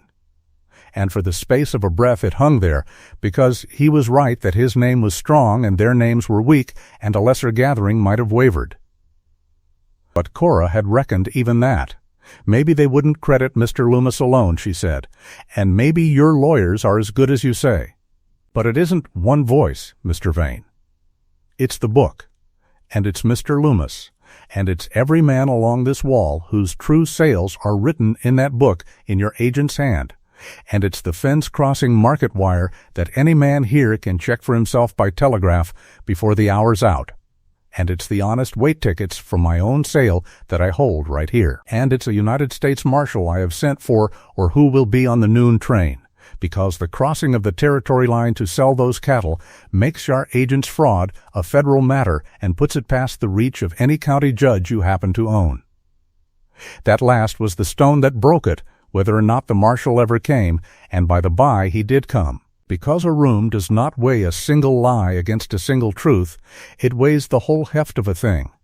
And the whole heft had swung, and every man in that brick room felt it swing, and Emmett Vane felt it swing worst of all, because he had spent his life reading exactly which way a room leaned, and he had never in that life felt one lean so hard away from him. He said no more. He gathered his soft dignity around him like a coat in a cold wind, and he walked out of that bank into a street full of the people he had beaten. And the beating had run the other way now. And they knew it, and he knew it. And that was the last that Cora Denny saw of Emmett Vane as a power in that country, though it was far from the last the court saw of him. As for the note, Cora paid it. She counted $1,100 in honest fence-crossing money onto that counter in front of the whole room, and had the banker mark the Rourke note paid in full and the water lien, exposed now for the crooked instrument it was, struck void. And she took the deed and the water rights back into Silas Rourke's own hands, free and clear. And when it was done, she closed her ledger box and picked it up and looked once around that silent room at all the faces that had come 3 months before to laugh at a big, unwanted woman stepping off a train. And she did not gloat, because gloating was Vane's way and she wanted none of his ways, but she let them look at her, and she let them understand what they were looking at. And then she took her husband's arm, the first time she had ever done so of her own accord, and she and Silas Rourke walked out of that bank into the cold bright noon, a free family standing on ground that no man could pull out from under them any more. Now, if this were only a story about saving one ranch, it would end there, on the bank steps in the cold bright noon, and it would be a good enough ending. But I told you at the start that what happened on the Rourke place over the next 3 years would change everything you thought you knew about who holds the power in a country.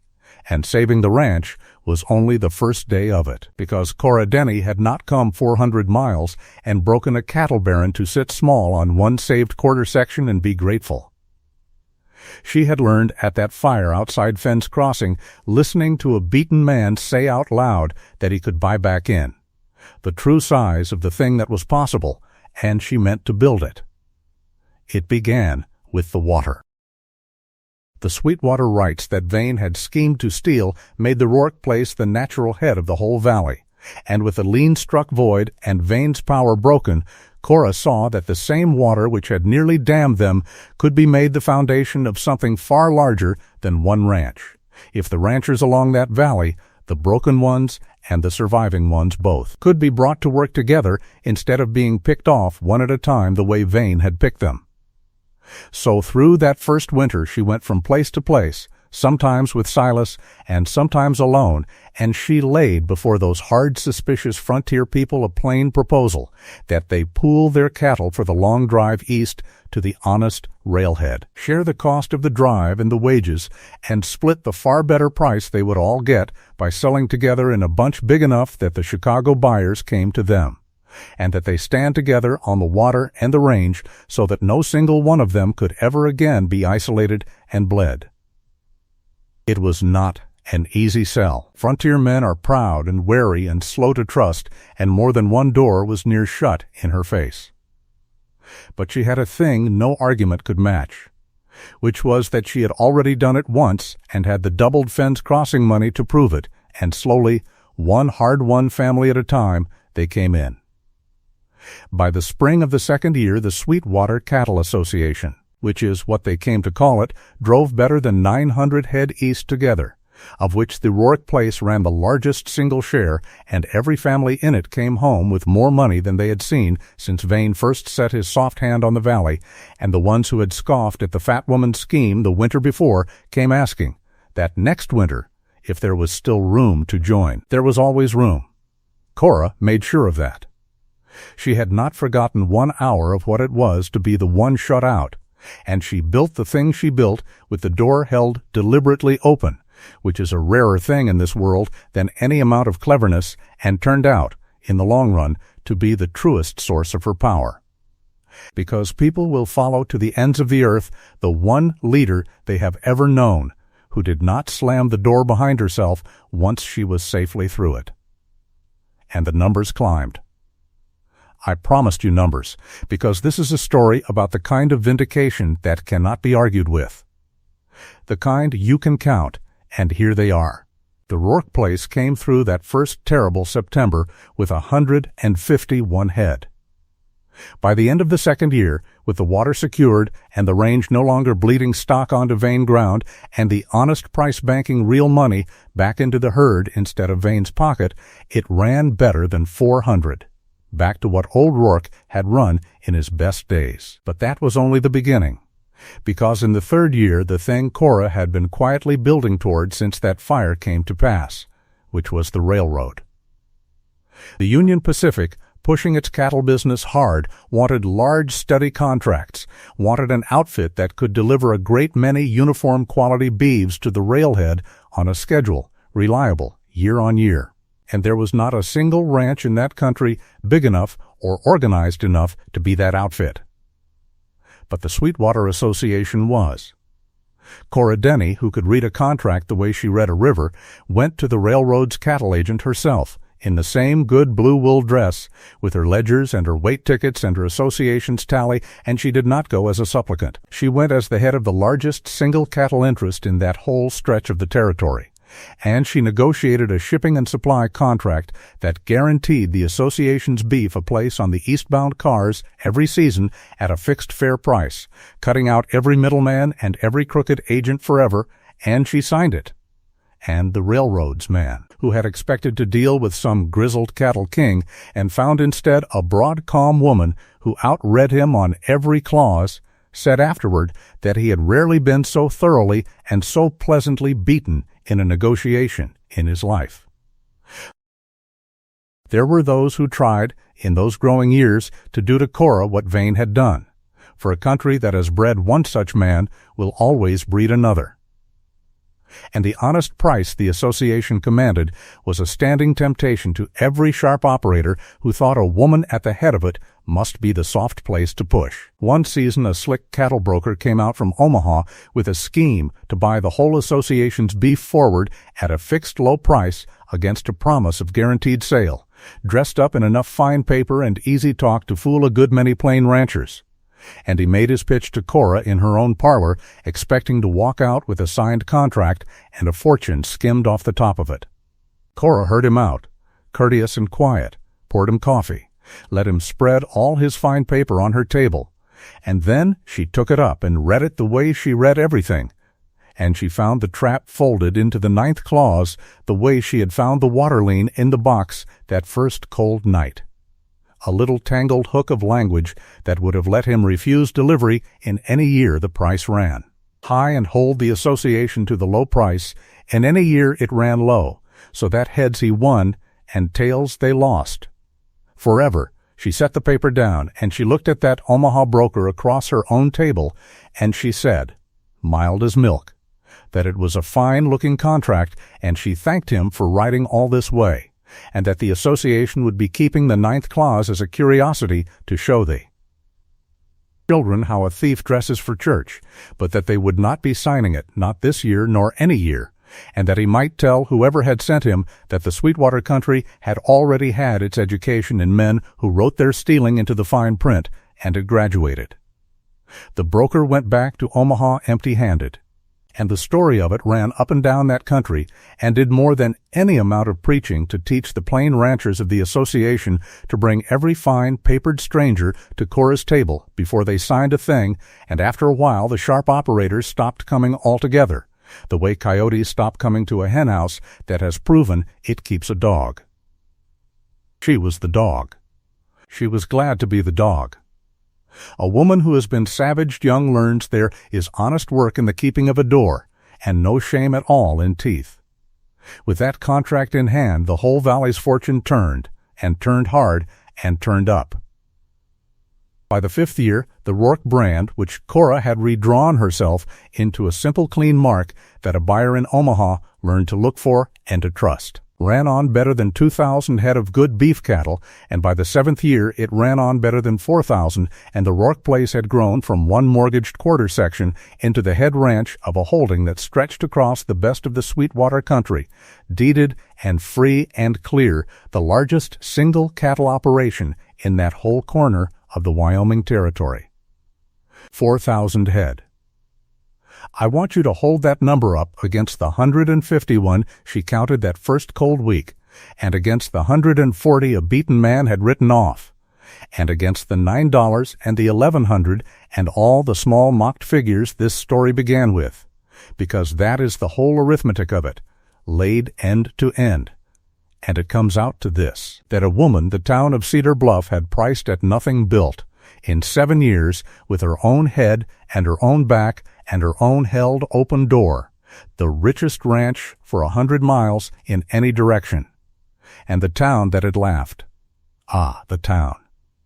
Here is the sweetest figure of all, and I give it to you plain. Within a few years, the largest single employer in Cedar Bluff was the Rourke outfit and the Sweetwater Association she had built. And the men who worked its roundups and rode its fence lines and hauled its beef to the cars and clerked its accounts were, a great many of them, the very men who had stood on that platform the day she came and laughed. And the men who had run the book betting on how fast her marriage would fail, and the loafers who had smirked by Pell's stove. Pell himself, whose thumb she had caught on the scale, sold the association its dry goods now at an honest weight and was glad of the trade, for the Rourke account kept his store alive. They did not, most of them, ever apologize. People rarely do, but they took her wages and they tipped their hats when she rode through town, and they taught their children, without ever quite saying why, to speak of Mrs. Rourke with respect, and that was apology enough. and more lasting than words. As for Emmett Vane, the law that Cora set moving on the courthouse steps that September day ground on slow and sure the way the law does. And the federal charge on the interstate fraud held, and within 2 years Vane's tangled empire of stolen notes and crooked liens came apart in the courts, strand by strand. Much of it clawed back and returned to the families he had bled. Some of it bought at a fair and open price by the association, and Emmett Vane himself, stripped of his bank and his standing and facing a prison term, he settled by signing over near everything he had. Left the country a broken man on an eastbound train much like the one he had tried to put Loomis on, and the last anyone in Cedar Bluff heard of him, he was a clerk in another man's counting house. In Kansas City, soft-faced and quiet and answering to a bell, and if there is a neater justice than that in this world, I have not often seen it. Loomis, the coward who found his one brave hour, Cora saw right. As she saw everyone who dealt square with her right, she stood between him and the worst of it, and when the courts were done with him, he took honest work as a tally clerk for the association, the one job he had ever been fit for done honest at last. And he did it well and sober to the end of his days. A small, saved man. And every family whose true losses his book had proven owed a piece of their recovered fortune to his shaking late found courage, and knew it. Through all of it, the 7 years of the building, Cora Denny did the thing she had always done, only now on a scale to match the size of her, and the ledgers she kept grew from one battered box to a shelf, and then a room of them. Every head and every acre and every dollar reckoned true, and she ran the whole vast concern with the same steady, unhurried hand she had once used to talk 63 head across a flood. And here's a thing worth marking, that in all those years and all that growth, she never once became the thing she had beaten. She never bled a neighbor, never tangled a lien, never bent a scale, nor slammed a door. The empire she built was built the hard, slow, honest way, on a fair price paid to everyone and a hand held out to the next family down, and it was the more unshakable for it, because a thing built on other people's ruin can be pulled down by their fury, as Vane learned. But a thing built on other people's gratitude has 10,000 hands holding it up. That was the deepest lesson of Cora Denny's whole life, learned in the land office where she lost her father's place, and proven on the Sweetwater where she built her own, that the truest and most lasting power on this earth does not come from what you can take from people. It comes from what you can build with them. But I have run ahead of the river again, all the way to 4,000 head and Vane on his eastbound train, and in running ahead I have skipped clean over the part of this story that a tally can never hold, which is what happened in those same years between a silent, hard-used man and the woman he had sent away for the way a drowning man grabs a rope. So let me go back to the second winter, when the empire was still only a good beginning, and the thing between Silas and Cora Rourke was still a door standing open that neither of them had yet dared to walk through. You will remember that out in the flood, on the drive, the locked box where Cora kept her foolish wanting had come open, and she had not been able to shut it again. Nor had he. But a thing coming open in a moment of terror by a roaring river is one thing, and a thing spoken plain across a supper table in the dailiness of a life is another and a harder thing, and both of them were people the world had taught to expect the door slammed rather than the hand offered. And so they were slow, the two of them, careful and slow, circling the thing for the better part of a year the way two people will who have each been hurt enough to be more afraid of hope than of loneliness.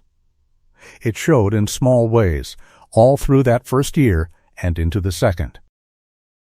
It showed in how he took to lingering at the kitchen table after Pearl was abed, whittling some small, useless thing, just to be in the room where she worked her ledgers by lamplight, the two of them not talking, the silence between them gone from the wary silence of strangers to the easy silence of people who no longer needed talk to be at home with each other. It showed in how she began, without ever deciding to make the small dishes she had learned he favored, and in how he began to bring her, wordless, the first wild plum of the season or a hawk feather he had found, or once absurdly and touchingly a smooth blue riverstone that had caught his eye, setting these things down by her ledger with the awkwardness of a boy and walking off quick before she could remark on it, so that her whole shelf of accounts came in time to be bordered with a little museum of a taciturn man's inarticulate courtship.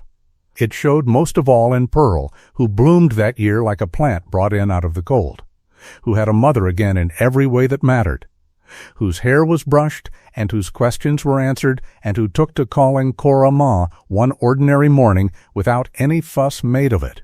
Just Ma, pass the biscuits, as though it had always been so. And Cora had to turn quick to the stove so the child would not see what it did to her face, and Silas, who did see, looked at the two of them, his daughter and his wife, at that table in the morning light, and something in his chest that had been clenched hard since the day his first wife died eased its grip a little and let go. The night it finally came clear between them was an ordinary night in the deep of the second winter.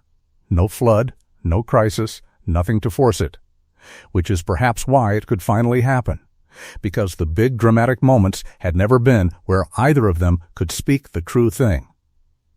It had snowed all day and stopped at dusk, and after supper Cora had gone out onto the porch to look at the clean white country under the rising moon the way she liked to do, and she stood there in the cold with a shawl around her heavy shoulders, and after a while the door opened and Silas came out and stood beside her, not too near, and for a long while they just looked at the snow. And then Silas Rourke, who could go a week on 100 words, said, low, looking out at the moonlit snow and not at her, I sent away for a wife because I was drowning.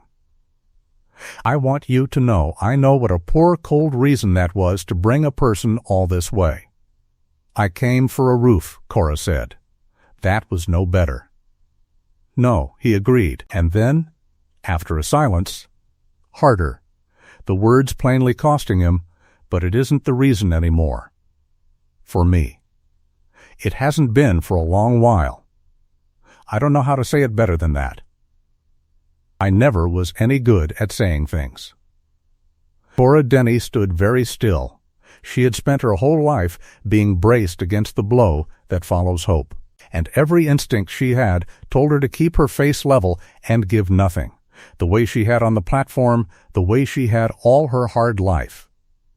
But she looked at this man's profile in the moonlight, at the plain, difficult honesty of him, at the door of his face standing open in the cold, and she found that she was done, at long last, and to her own surprise, with being braced. Then don't say it, she said quietly. You've been showing it since the river. I can read you, Silas Rourke. I've been able to read you a good while now. You leave me plums by the ledger like a boy that hasn't got his nerve up. And she felt more than saw the small huff of a laugh go out of him, the first she had ever surprised out of that grave man. And Silas turned from the snow and looked at her, full, and he lifted his hard hand slow, the way a man moves near a thing he is afraid to spook, and he tucked a loose strand of hair that the wind had pulled free back behind her ear, and let his rough palm rest a moment against her cold cheek. And Cora Denny, who had been called too much of everything her whole life by everyone who ever measured her, leaned the smallest fraction of an inch into that hand, and that was all, and it was everything. Stay, he said. It was not a question. He was not asking her to stay the night, nor the season. She had a deed in her own name by then, and a growing empire, and nowhere she needed to be, but exactly where she was, there was nothing in the word that plain sense required. He was asking a thing much larger and much older than that, the thing under all of it, and she knew it, and she answered the question he had not actually asked, the way the truest answers are always given. I'm not going anywhere, Cora said. I never was. You just took the longest while to believe it. And he drew her in, there on the snow-lit porch, with the cold, clean country spread out white and endless before them, and held her the way he had held her coming out of the flood, only slower now, and with no fear in it, only the deep settling of a man who has come, late and hardly daring, all the way home. It would be a fine thing to tell you the years that followed were all easy, all steady climbing numbers and warm porches, but this is a true feeling tale, and the country it happened in did not deal in easy, and the empire Cora Denny built was tested hard in its fourth winter by the worst weather the Sweetwater country had seen in living memory, and I will tell you about that winter, because it is the winter that proved, past any further argument, what kind of thing she had really built. It came on early, and it came on mean. The first blizzard hit before the last of the beef was shipped. In November, 3 days of white howling nothing that piled the drifts to the eaves and killed the temperature down past anything the thermometers on the porch could measure, and it was followed by a hard freeze that locked the country in iron. And then, by more snow and more, storm on storm through December and January, with no thaw between to let the stock get down to grass, until the whole of that high country lay buried, and the cattle across the territory began to die by the thousands, drifting before the wind into coulees and fences, and there, piling up and freezing. Whole herds lost. Outfits that had stood for a generation wiped out in 90 days. It was the winter men in that country would date things by for the rest of their lives, the winter of the big die-up, and it broke the back of many a proud ranch that had thought itself past breaking. It did not break the Sweetwater Association. And the reason it did not is the whole point of everything Cora Denny had built. So mark it. Because they were joined, because she had spent 3 years talking a valley of proud, wary people into pooling their strength instead of standing alone, the association went into that winter with the one thing that saves stock through a die-up, which is hay, put up together in quantity through the good years on Cora's steady insistence, against exactly such a season, when every isolated rancher working only for himself had cut only what his own beasts needed and no more. Cora had made them, over their grumbling, hold a reserve. She had made them build the big shared hay barns along the valley and fill them every summer past the point that seemed sensible, and more than one member had complained at the labor and the cost of hay put up for a hard winter that never seemed to come. It came now, and when it came, the association had feed, and the men who had grumbled loudest went out in that killing weather with their lives in their hands to get it to the stock, hauling hay on sledges through drifts to belly deep, breaking ice on the Sweetwater so the cattle could water, riding lines in cold that could kill an exposed man in an hour to turn the drifting herds back from the deadly coulees. And Cora Denny rode with them, at 50 and more below the freezing mark, a big woman muffled past knowing on a big steady horse, breaking trail and reading the ground and being everywhere the danger was worst, because she had never in her life asked another soul to do a hard thing she would not do herself. And that, more than the hay, more than the numbers, was the thing that carried them through, that the head of the whole concern was out in the worst of it beside the youngest hired hand. They lost cattle. Everyone lost cattle that winter. It could not be helped. The weather was past any human power. But where outfits all around them lost half their stock and more, and some lost all of it, the association came through the thaw having lost less than 1 head in 6, and when the spring finally broke that iron country open and the counting was done, the Sweetwater ranches stood nearly alone in all that stretch of the territory as outfits still whole, still solvent, still standing, with breeding stock alive to build back from while their neighbors who had gone it alone were ruined. And here's the thing Cora did then, in the spring after the big die-up, that tells you the whole of who she had become. She could have done to those ruined neighbors exactly what Emmett Vane had once done to the valley. They were broken and desperate, and their land could have been had for pennies by an outfit with money and cattle still standing, and there were those in the association who argued for it. Honest men, not cruel. Only hungry the way the once poor stay hungry, who said they should buy up the ruined places cheap while they could and be the kings of that country at last. And Cora Denny heard them out, and then she said no. She said they would not build on their neighbor's ruin, because a thing built on ruin can be pulled down by fury, and she had seen it pulled down, and because she had not held the door open all these years to slam it now on the very people the winter had knocked down.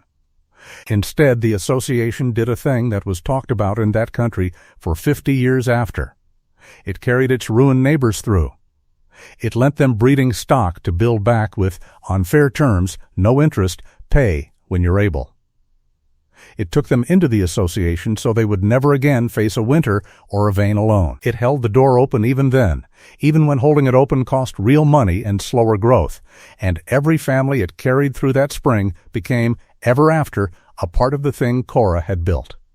Bound to it not by debt or fear, but by the plain, unpayable gratitude of people who had been on the ground with the wolves at the door and had felt a strong hand reach down and lift them up. That is why, when I tell you the Rourke brand ran on 4,000 head and the town of Cedar Bluff worked for her, I want you to understand it was not an empire of the ordinary kind, not a thing of one hard person standing on a heap of others' losses.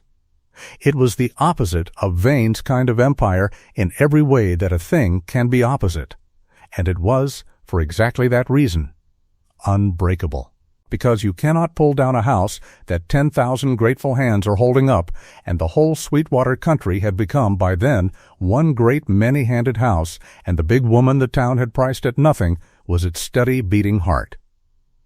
The years went on, the way years do, and they were good years, and I want to spend a little while in them before we come to the end, because the numbers I have given you, the 4,000 head and the largest ranch for 100 miles, are the true measure of the vindication, but they are not the true measure of the life, and it would be a poor telling that gave you only the empire and not the home. Old Gideon Marsh, who had looked at Cora that first evening with such open suspicion, lived to see the whole of it, lived to ride, slow and stiff on a gentle old horse, out among 4,000 head of Rourke cattle, where once there had been 140 poor ones, and he never in all those years quite got over it, and he never tried to. He had a place at the family table to the end, and a chair by the fire that was understood to be his, and in his last years, when his ruined hands could no longer do the work, Cora made sure there was always some small, honored task kept for him, a tally to check, a young hand to teach, so that he never once passed a day feeling himself a burden rather than a man. Because she had not forgotten how it felt to be counted worthless, and she would not let it be done to anyone under her roof. He died in his sleep one winter night in his 80s, warm and fed and easy, having watched everything he loved come back from the dead, and they buried him on the rise above the home place where he could keep an eye on the herd, and Silas Rourke, who did not weep easily or often, wept at that grave, for old Gideon had been the last living tie to his father and the man who had stayed when there. Was no reason on earth but love to stay, and Cora stood beside her husband with her arm around him and let him grieve, and thought that a life which ends warm and honored and among people who weep for it is a life that came out right, whatever hard road it traveled to get there. Pearl grew up. The thin, frightened child with the curved protecting hand grew into a tall, calm young woman with her father's steady gray eyes and, everyone said, her stepmother's head for figures. For she had sat at Cora's elbow over the ledgers since she was 7 years old and had soaked up the whole art of it. The reading of a market and a contract and a column of true numbers. And by the time she was grown, she kept the association's accounts herself with a hand as sure as Cora's own. There was never any question in that country that Pearl Rourke would one day run the largest cattle interest in the territory and run it well and hold its door open, because she had been raised inside the open door and knew no other way to be. And that, in the end, is how a thing outlives the one who built it, not through stone or gold, but through a child who learned at your elbow how the thing is rightly done. Cora loved that girl as her own from the first look on the porch to the last day of her life, and Pearl loved her back the fierce whole way of a child who was rescued and knew it, and if you had asked Cora Denny, late in her life, to name the single richest thing the Sweetwater country had ever given her, she would not have named the 4,000 head. She would have named the morning a hungry 7-year-old called her Ma over the biscuits and changed the whole shape of her heart. There was another child, too, in the fullness of time.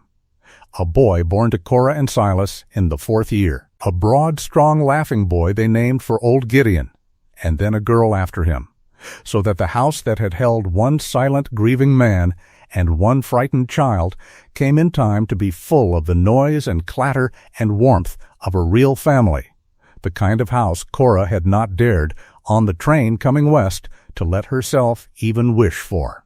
She had told herself, you will remember, that she had given up on being wanted, and that she had been half lying when she told herself so.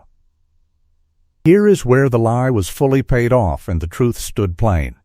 Because Cora Denny, who had been the woman nobody wanted, the too much woman, priced at nothing on a hot platform, spent the long middle and evening of her life as the most wanted woman in that whole country, wanted by a husband who had learned at last to say the words and said them often to make up for the lost time, wanted by children who climbed into her broad lap and never once thought her anything but exactly the right size for the holding of them. Wanted by a valley full of families who owed her their homes and knew it. Wanted, needed, chosen, and chosen back, every single day, in a place that plainly and gladly could not do without her.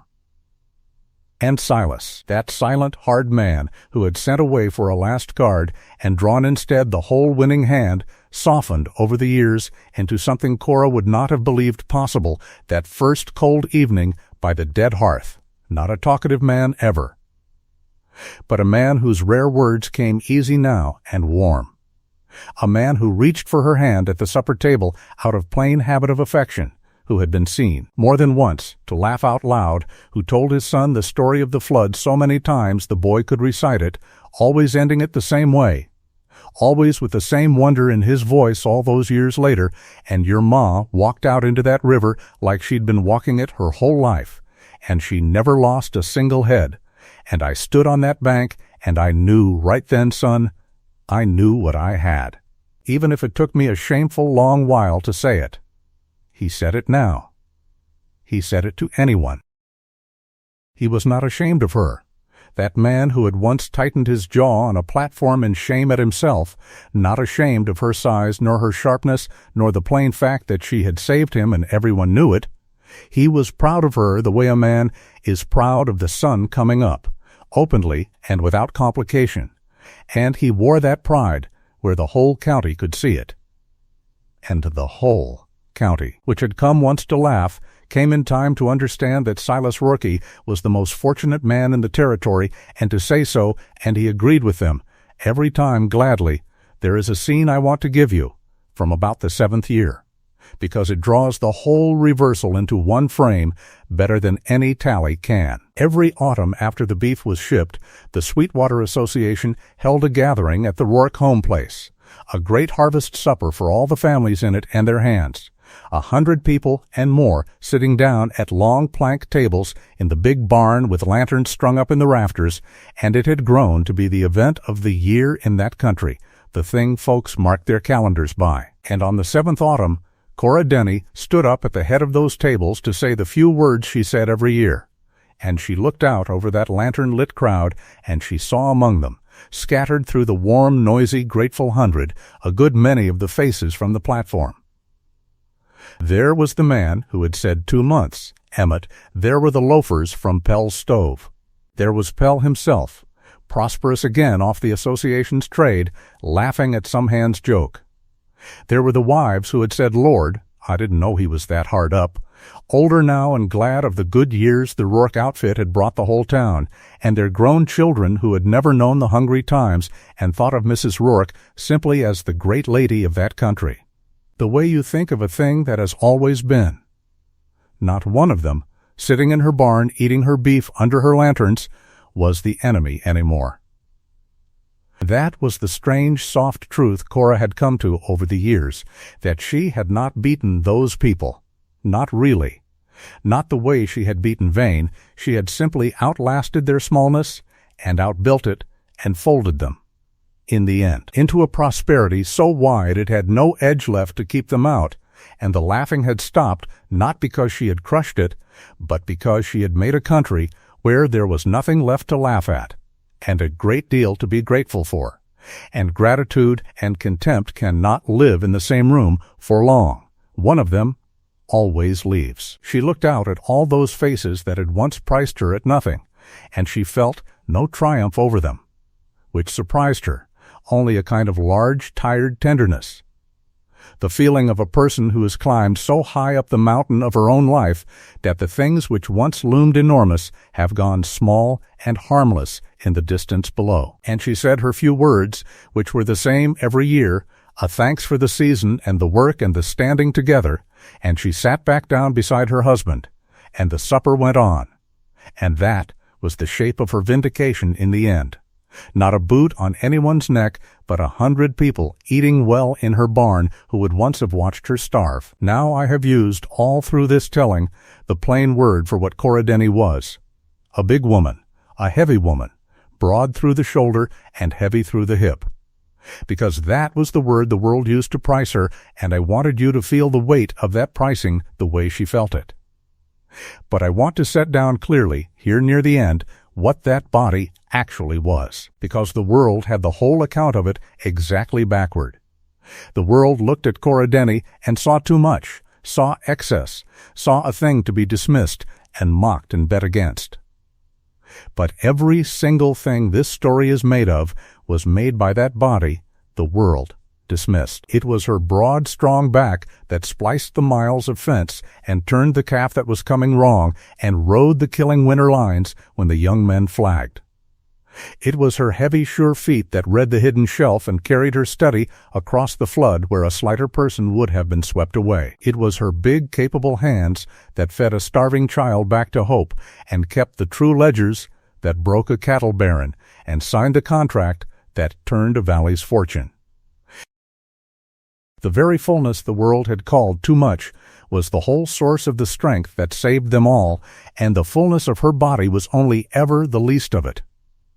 Only the outermost visible sign of a largeness that went all the way down, a largeness of back and hand and mind and mercy and stubborn refusal to be made small. And the great joke of Cora Denny's life, the real joke, the one worth laughing at, was on every soul who had ever looked at all that magnificent, capable largeness and imagined they were looking at a weakness. They had been looking the whole time at the strongest thing in the country. They just none of them had the eyes to see it until she made them see. And she made them see with her whole life, and never once, from the platform to the porch to the head of the long lantern-lit table, made herself 1 inch less than the whole of what she was. With the wealth that came, and a great deal of it came, Cora Denny did what the truest sort of rich people do, and what the vains of the world never understand is even possible, which is that she turned it back outward into the country that had made it. She built Cedar Bluff a proper school, a good brick one to replace the drafty one-room shack where Pearl had once let slip her hopeful secret, and she saw it staffed with real teachers paid a real wage. Because she had come up in a time and a way that taught her exactly what a child's mind is worth and exactly how carelessly the world throws it away. And she meant no child in her country to grow up unable to read the paper a powerful man might one day slide across a counter at them. She had learned the hard cost of that in a land office at 18. She endowed a fund at the Cedar Bluff Bank, the same bank, now honestly run, that had once held the noose, and the fund was there to carry any family in the county through a bad year, a lean free hand up so that never again could a hard season or a crooked man pick off the isolated and the desperate the way Vane had once picked off the valley. She was, in short, the exact opposite number of Emmett Vane, dollar for dollar and deed for deed, and where his life's work had been to gather a country's strength into his own soft hands. Hers was to push it back out into as many hands as she could reach, and history, which keeps a longer and truer ledger than any bank, has recorded whose kind of work lasted. Vane's empire lived a few years and died in the courts and left nothing behind but a cautionary name. Cora's lasted generations, and the school still stood, and the fund still carried families through hard winters, long after the woman who built them was gone. And here, if you will let an old teller of tales say the quiet thing under the loud one, is what I believe was the deepest private meaning of all of it for Cora Denny herself, the thing she would not have said aloud, but that I think drove her every step from the platform to the end. You will remember that once, long before Wyoming, an 18-year-old girl had stood helpless in a land office and watched a bank take her father's ranch with a smile and a signature. watched a quiet legal killing done to the people she loved, and had been too young and too unarmed and too alone to stop it, and had carried the shame and the helplessness of that hour for 11 years like a stone in her chest. When Cora Denny broke Emmett Vein in the Cedar Bluff Bank, and when she built a country where no other family could ever be done the way her family had been done, she was not only saving the Rourkes. She was reaching back 11 years and across 400 miles to that helpless girl in the land office and finishing, at last, the fight that girl had lost. She was avenging her father, not with a gun, which would have been easy and small, but with a whole valley of families kept safe from his exact fate, which was the largest and hardest and most complete revenge a person can take on the kind of quiet legal cruelty that had killed him.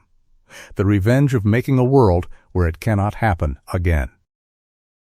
And I think, though she never said so, that somewhere in the building of it, the stone in her chest dissolved and was gone, and that the woman who had come west with nothing to lose and a locked-down heart ended her days as light and free inside as a person can be, because she had turned the worst thing that ever happened to her into the foundation of the best thing she ever built, which is the only true alchemy there is in this hard world, and the rarest.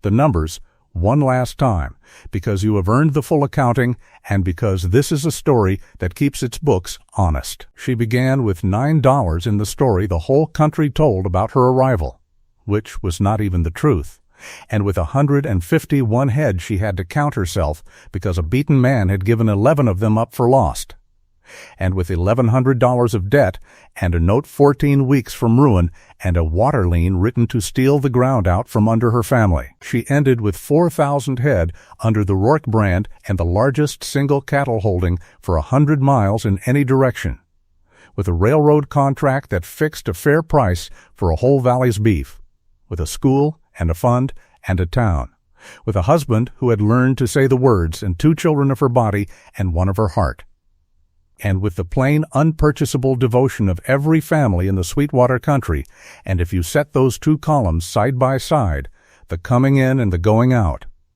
you have the whole arithmetic of Cora Denny's life, and it is the finest sum I know how to tell. The years kept on, gentle now, the way a river goes wide and slow and easy when it has come down at last out of the hard, high country into the broad, forgiving lowlands near the end of its run.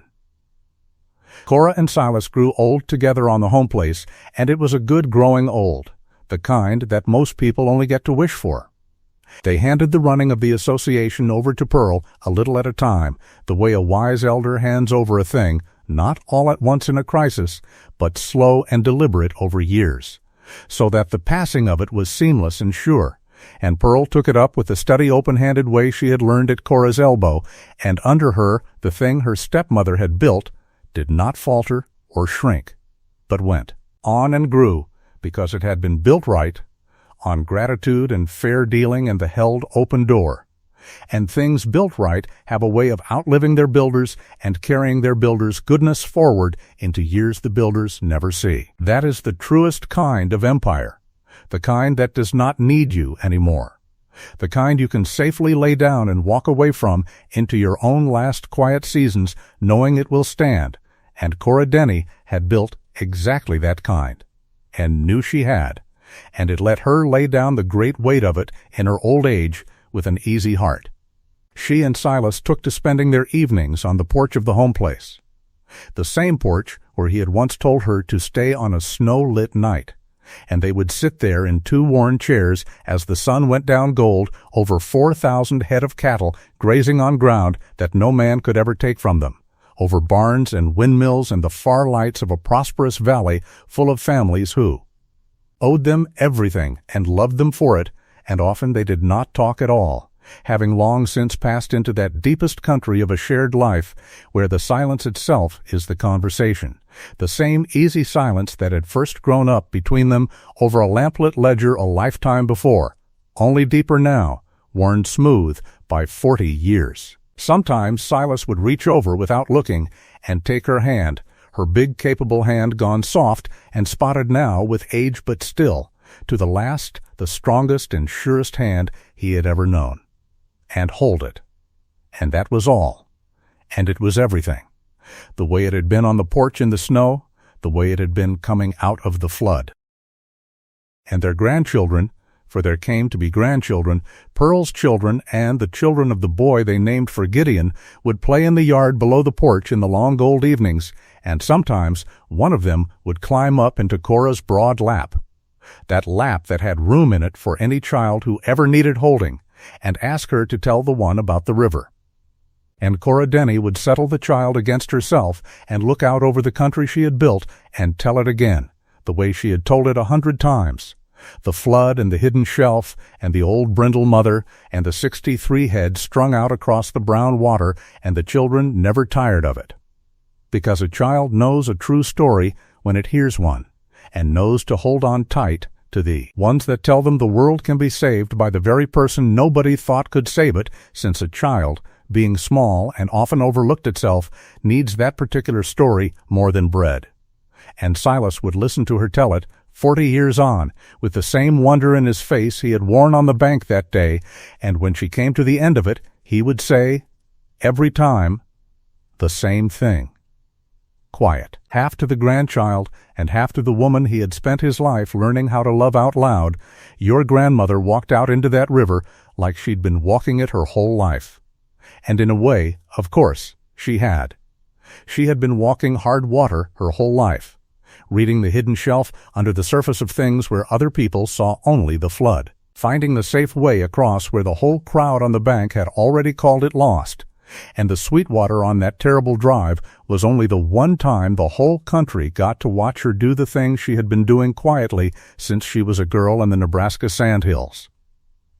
That was the gift of her, the whole secret of her, that she could stand at the edge of a thing everyone else had given up as drowned, a ranch, a family, a valley, a child, her own dismissed and mocked and undervalued self, and see the way across that no one else could see, and have the plain animal nerve to step down into the brown water and take it.